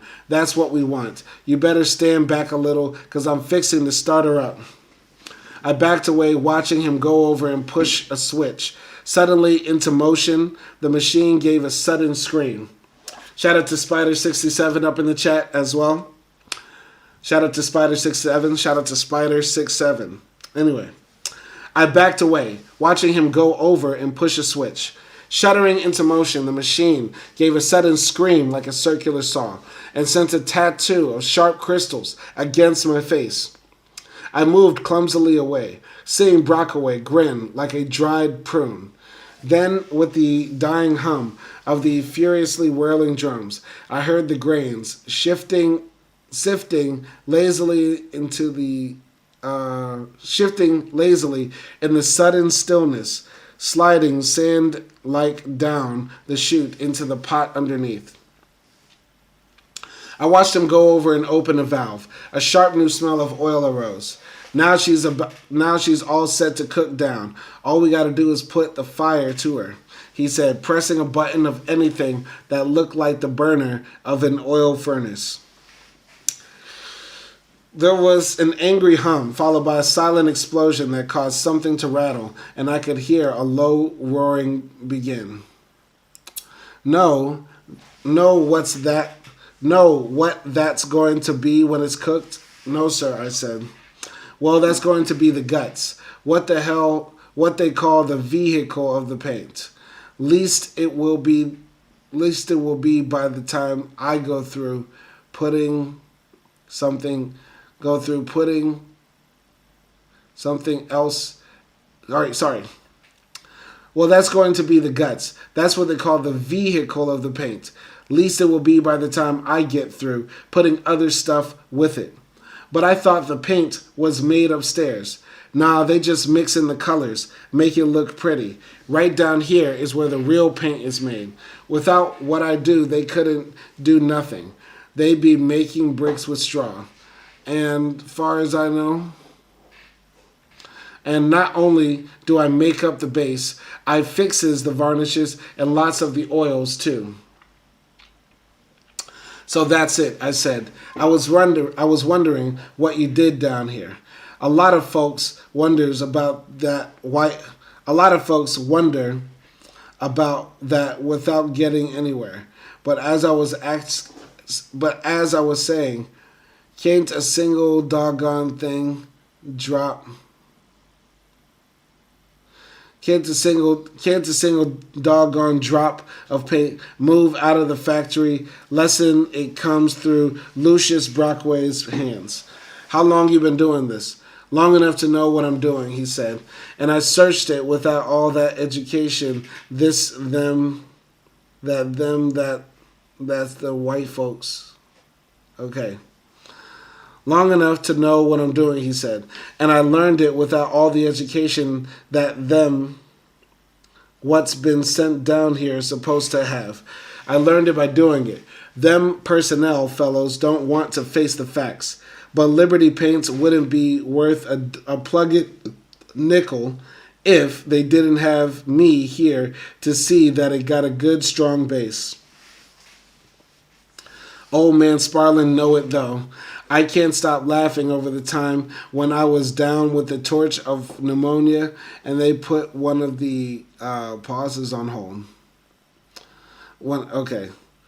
Old man Sparlin know it, though. I can't stop laughing over the time when I was down with the touch of pneumonia, and by the time they put it on them so-called engineers, okay, they put it on one of them so-called engineers to pulling around down here. Why, they started to having so much paint go bad, they didn't know what to do. Paint was bleeding and wrinkling, wouldn't cover or nothing. You know, a man could make himself all kinds of money if he found out what makes paint bleed. Anyway, everything was going bad. Then word got to me that they done put that fellow in my place, and when I got well, I wouldn't come back. Here I've been with him so long and loyal and everything. Shucks, I just sent him word that Lucius Brockway was retiring. Next thing you know, here comes old man. He's so old himself, his chauffeur has to keep him up them steep stairs at my place. Come in a puffing and a blowing, says, Lucius, what's this I hear about you retiring? Well, sir, my Sparlin, sir, I said. Okay, well, sir, my Sparlin, sir, I say. It's been pretty sick, as you know. And I'm getting old, and I'm getting kinder along in my years, as you well know. And I hear that this here Italian fellow you got in my place is doing so good, I thought I might as well take it easy round the house. Why, you'd have thought I done cursed him or something. What kind of talk is that from you, Lucius Broadway, he said. Taking it easy round the house when we need you out the most? Don't you know the quickest way to die is to harvest? Why, that fellow follows the harvest. Why, that fellow out of the plant don't know a thing about those furnaces. I'm so worried about what he's going to do, that he's liable to blow up the plant or something, that I took out some extra insurance. He can't do your job, he said. He don't have the touch. We haven't put out a first-class batch of paint since you be gone. Now that was the old man himself, Lucius Brockway said. So what happened, I said. So what happened, I said. What you mean, what happened, he said, looking as though it were the most unreasonable question in the world. Shucks, a few days later, the old man had me back down here in full control. That engineer got so mad when he found out he had to take orders from me, he quit the next day. He spat on the floor and laughed. Ha ha ha ha, he was a fool. That's what a fool. He wanted to boss me, and I know more about this basement than anybody. Boilers and everything. I helped to lay pipes and everything. And what I mean is I knows the location of each and every pipe and switch and cable close to myself. All right, sorry. I knows the location of each and every pipe and switch and cable and wire and everything else, both in the floors and in the walls and out in the yard. Yes, sir. That and what's more, I got it in my head so good I can trace it out on paper down to the last nut and bolt. And I ain't never been nobody, and I ain't never been to nobody, an engineer or something like that. Sorry. And I ain't never been to nobody. And I ain't never been to nobody's engineering school neither. Ain't even passed by one. And as far as I know. Now, what you think about that? I think it's remarkable, I said, thinking, I don't like this old man. Oh, I wouldn't call it that, he said. It's just that I've been around here so long. I've been studying the machinery for over 25 years now. Show, and that fellow thinking because he been to some school and learned how to read a blueprint and how to fire a boiler, he knows more about this plant than Lucius Brockway. That fool couldn't make no engineer, because he can't see what's staring him straight in the face. Say, you forgetting to watch them gauges. I hurried over, finding all the needles ready.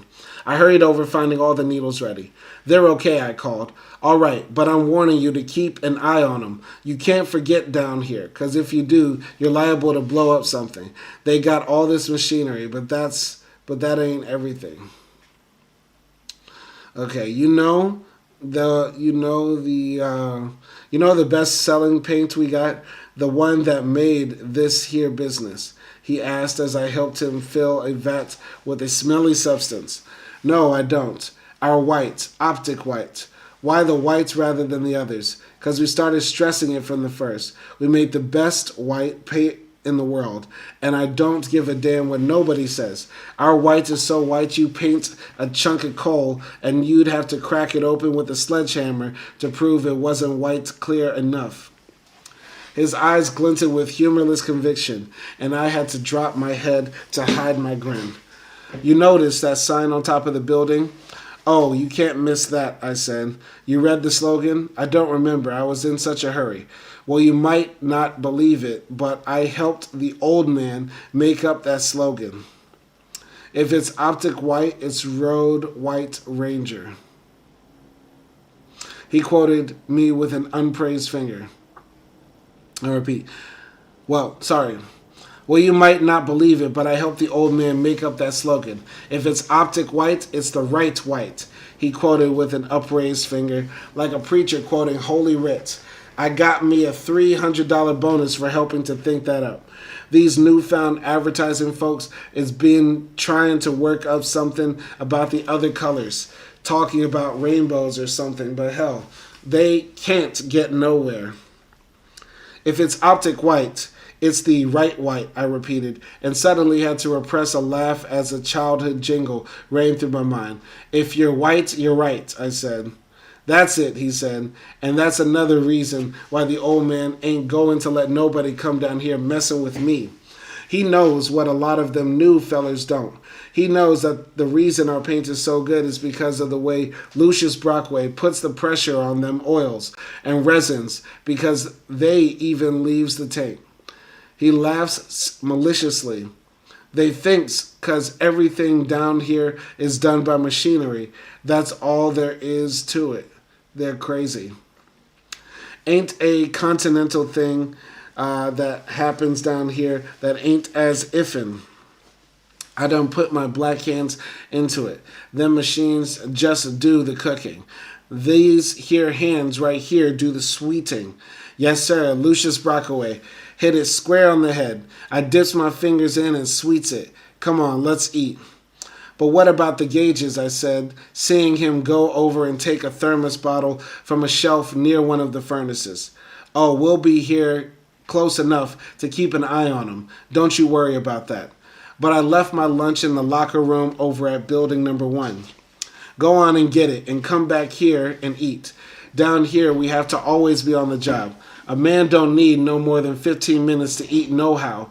Then I say let him get on back on the job. Upon opening the door, by the way, I have to check how much time we have left. I have about 30 minutes. It's a long chapter. I did not expect this chapter to be so long. Just checking. We're going to blow through these pages. I'm going to try. I think we can do it. I think we can hit these last 5 or 6 pages or so. We can do it. All right, hold on. All right, hold on, wait. Okay. Where were we? Okay. Where were we? Amanda, all right, let him get back on the job. Okay. Have your lunch, eat, and then come back on the job. Okay. Upon opening the door, I thought I had made a mistake. Men dressed in splattered painters' caps and overalls sat about on benches, listening to a thin, tubercular-looking man who was addressing them in a nasal voice. Everyone looked at me, and I was staring out when the thin man called, "There's plenty of seats for latecomers. Come in, brother."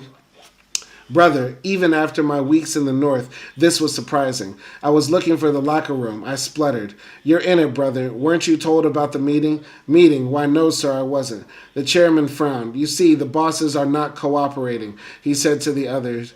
"Brothers, who's your foreman?" "Mr. Brockway, sir," I said. Suddenly, the men began scraping their feet and cursing. I looked about me. What was wrong? Were they objecting to my referring to Brockway as Mr.? "Quiet, brothers," the chairman said, leaning across the table, his hand cupped to his ear. "Now, what was that, brother? Who is your foreman?" "Lucius Brockway, sir," I said, dropping the Mr. But this seemed only to make them more hostile.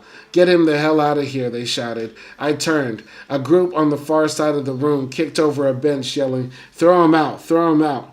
I inched backwards, hearing the little man bang on the table for order. "Men, brothers, give the brother a chance. He looks like a dirty fink to me, a first-class enameled fink." The hoarsely voiced word grated my ears like the hard R in an angry southern mouth. "Brothers, please," the chairman was waving his hands as I reached out behind me for the door and touched an arm. Feeling it snatched violently away, I dropped my hand. "Who sent this fink into the meeting, brother chairman?" "Ask him that," a man demanded. "No, wait," the chairman said. "Don't ride that word too hard." "Ask him, brother chairman," the other man said. "Okay, but don't label a man a fink until you know for sure." The chairman turned to me. "How'd you happen in here, brother?" The men quieted, listening. "I left my lunch in my locker," I said, my mouth dry. "You weren't sent into the meeting?" "No, sir, I didn't know about any meeting." "The hell," he says, "none of these finks ever knows. Throw the lousy bastard out." "Now, wait," I said. They became louder, threatening. "Respect the chair," the chairman shouted. "We're a democratic union here, following a democratic... Never mind, get rid of the fink." "Procedures. It's our task to make friends with all the workers, and I mean all. That's how we build the union strong. Now let's hear what the brothers got to say. No more of that beefing and interrupting."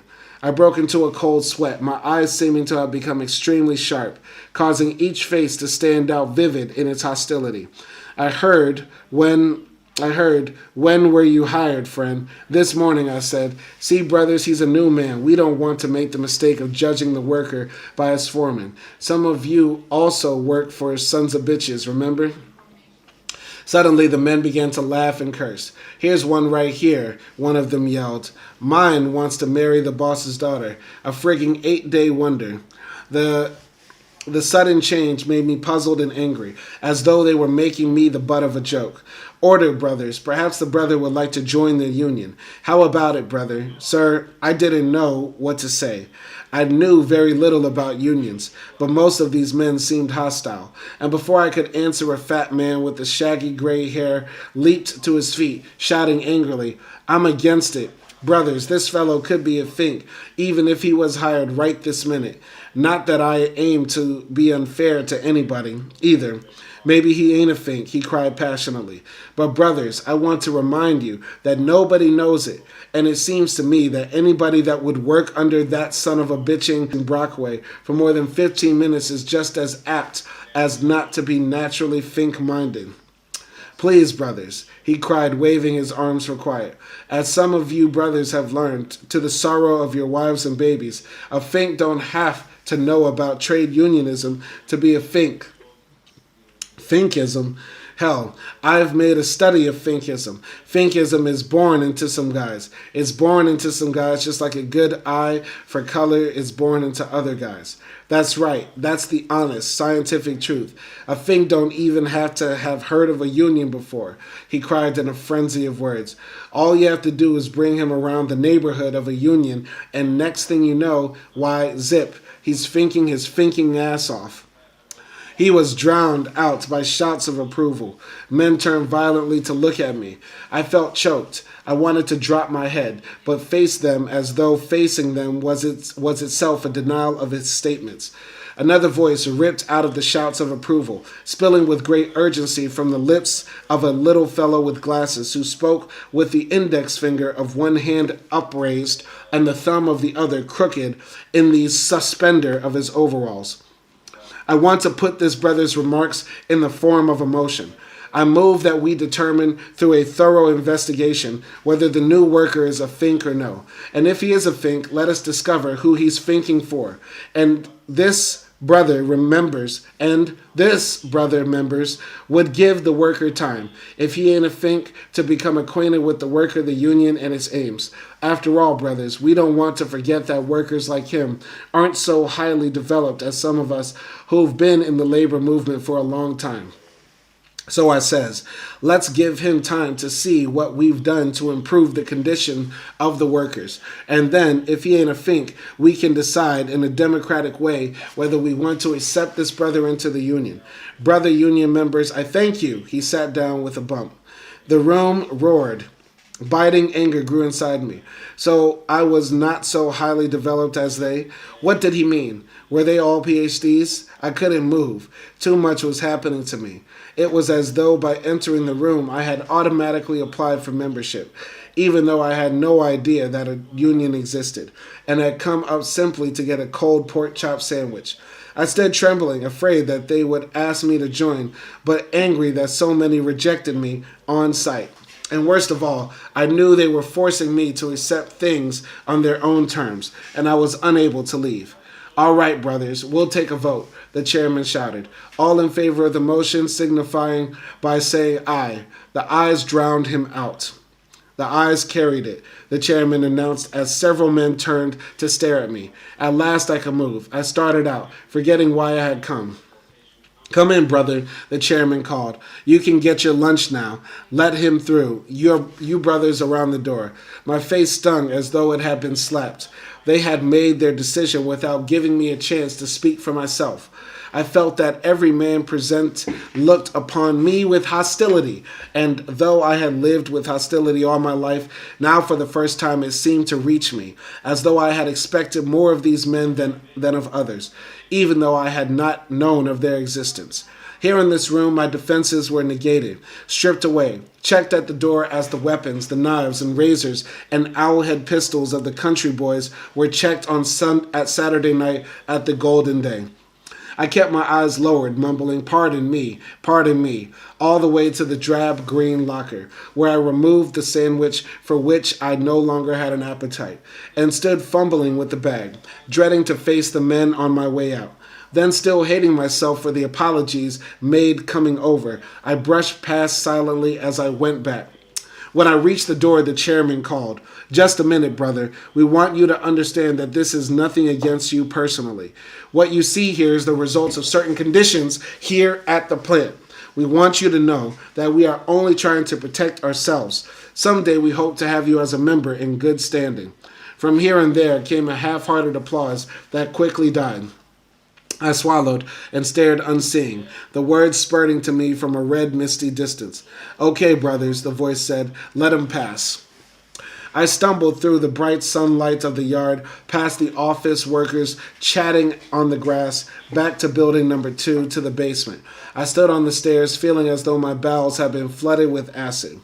Why hadn't I simply left, I thought with anguish. And since I had remained, why hadn't I said something, defended myself? Suddenly, I snatched the wrapper off a sandwich and tore it violently with my teeth.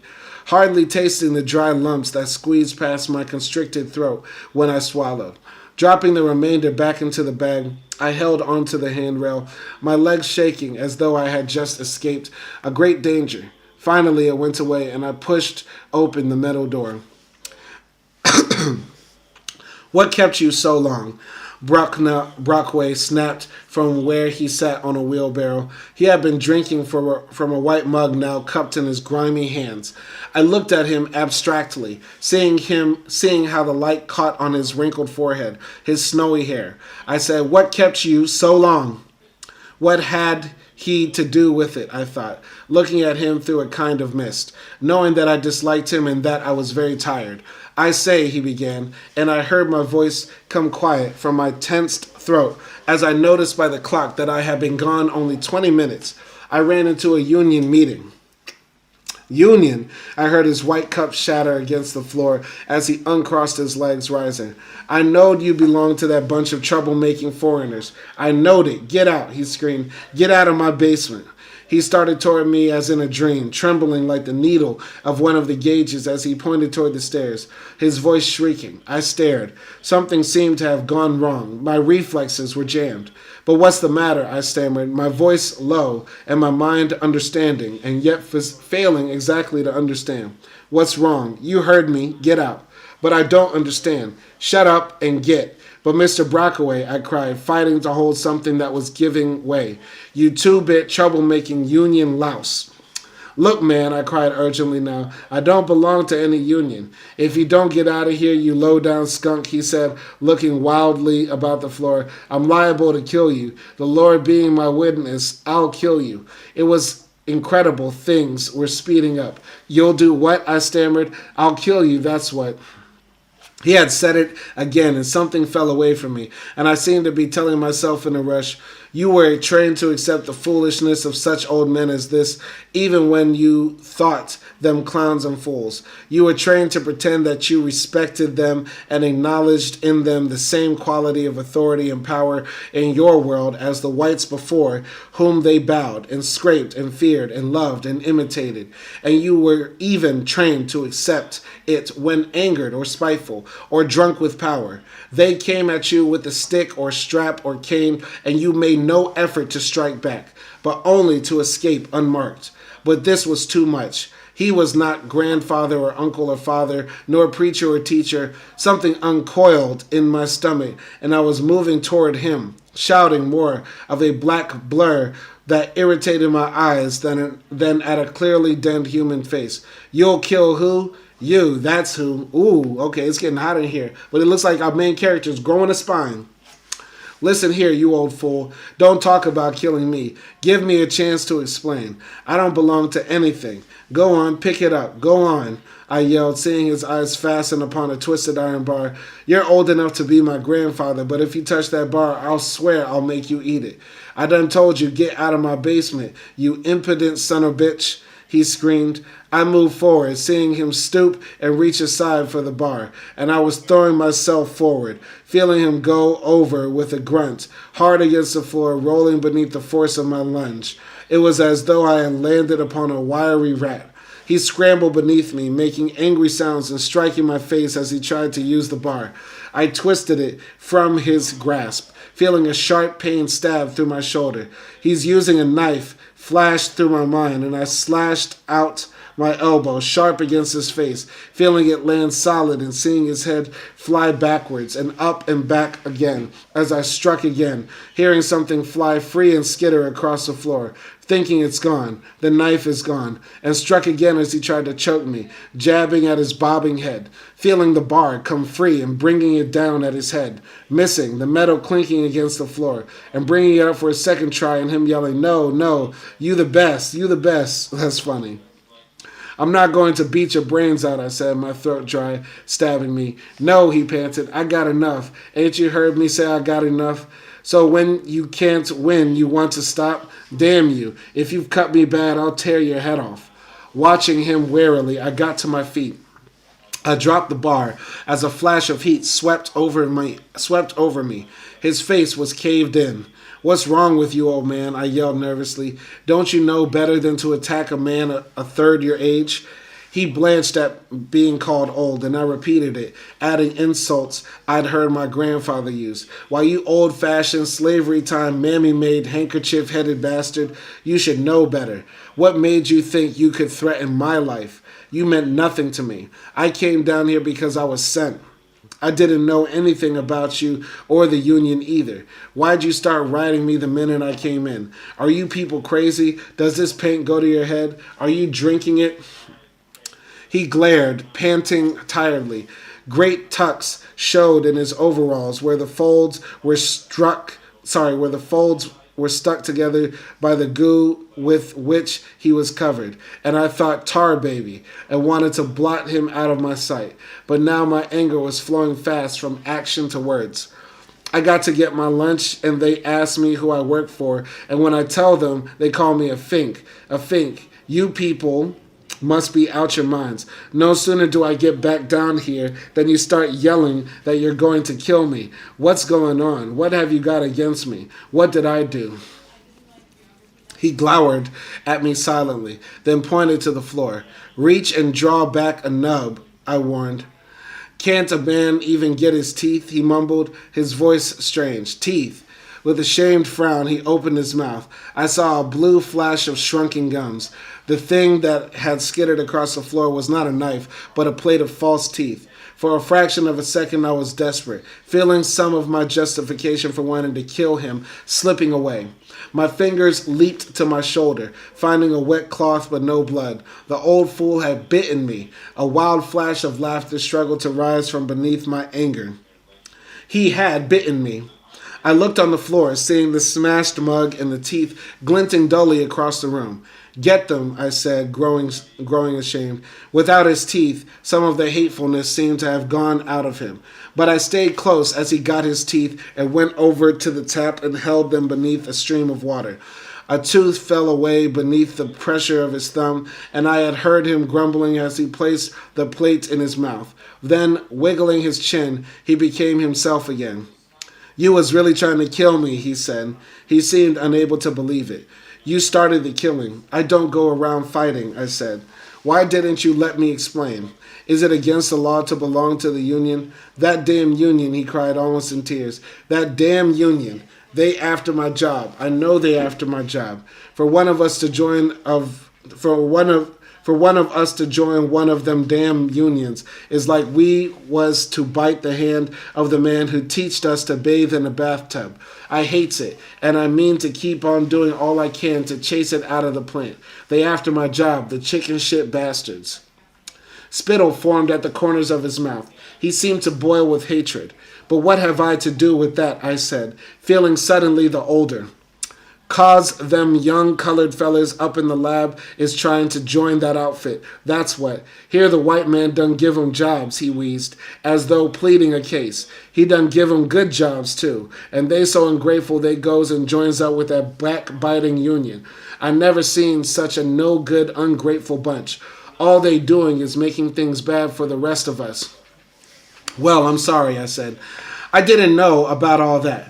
I came here to take a temporary job, and I certainly didn't intend to get mixed up in any quarrels. But as for us, I'm ready to forget our disagreement. If you are, I held out my hand, causing my shoulder to pain. He gave me a gruff look. You ought to have more self-respect than to fight an old man, he said. I got grown boys older than you.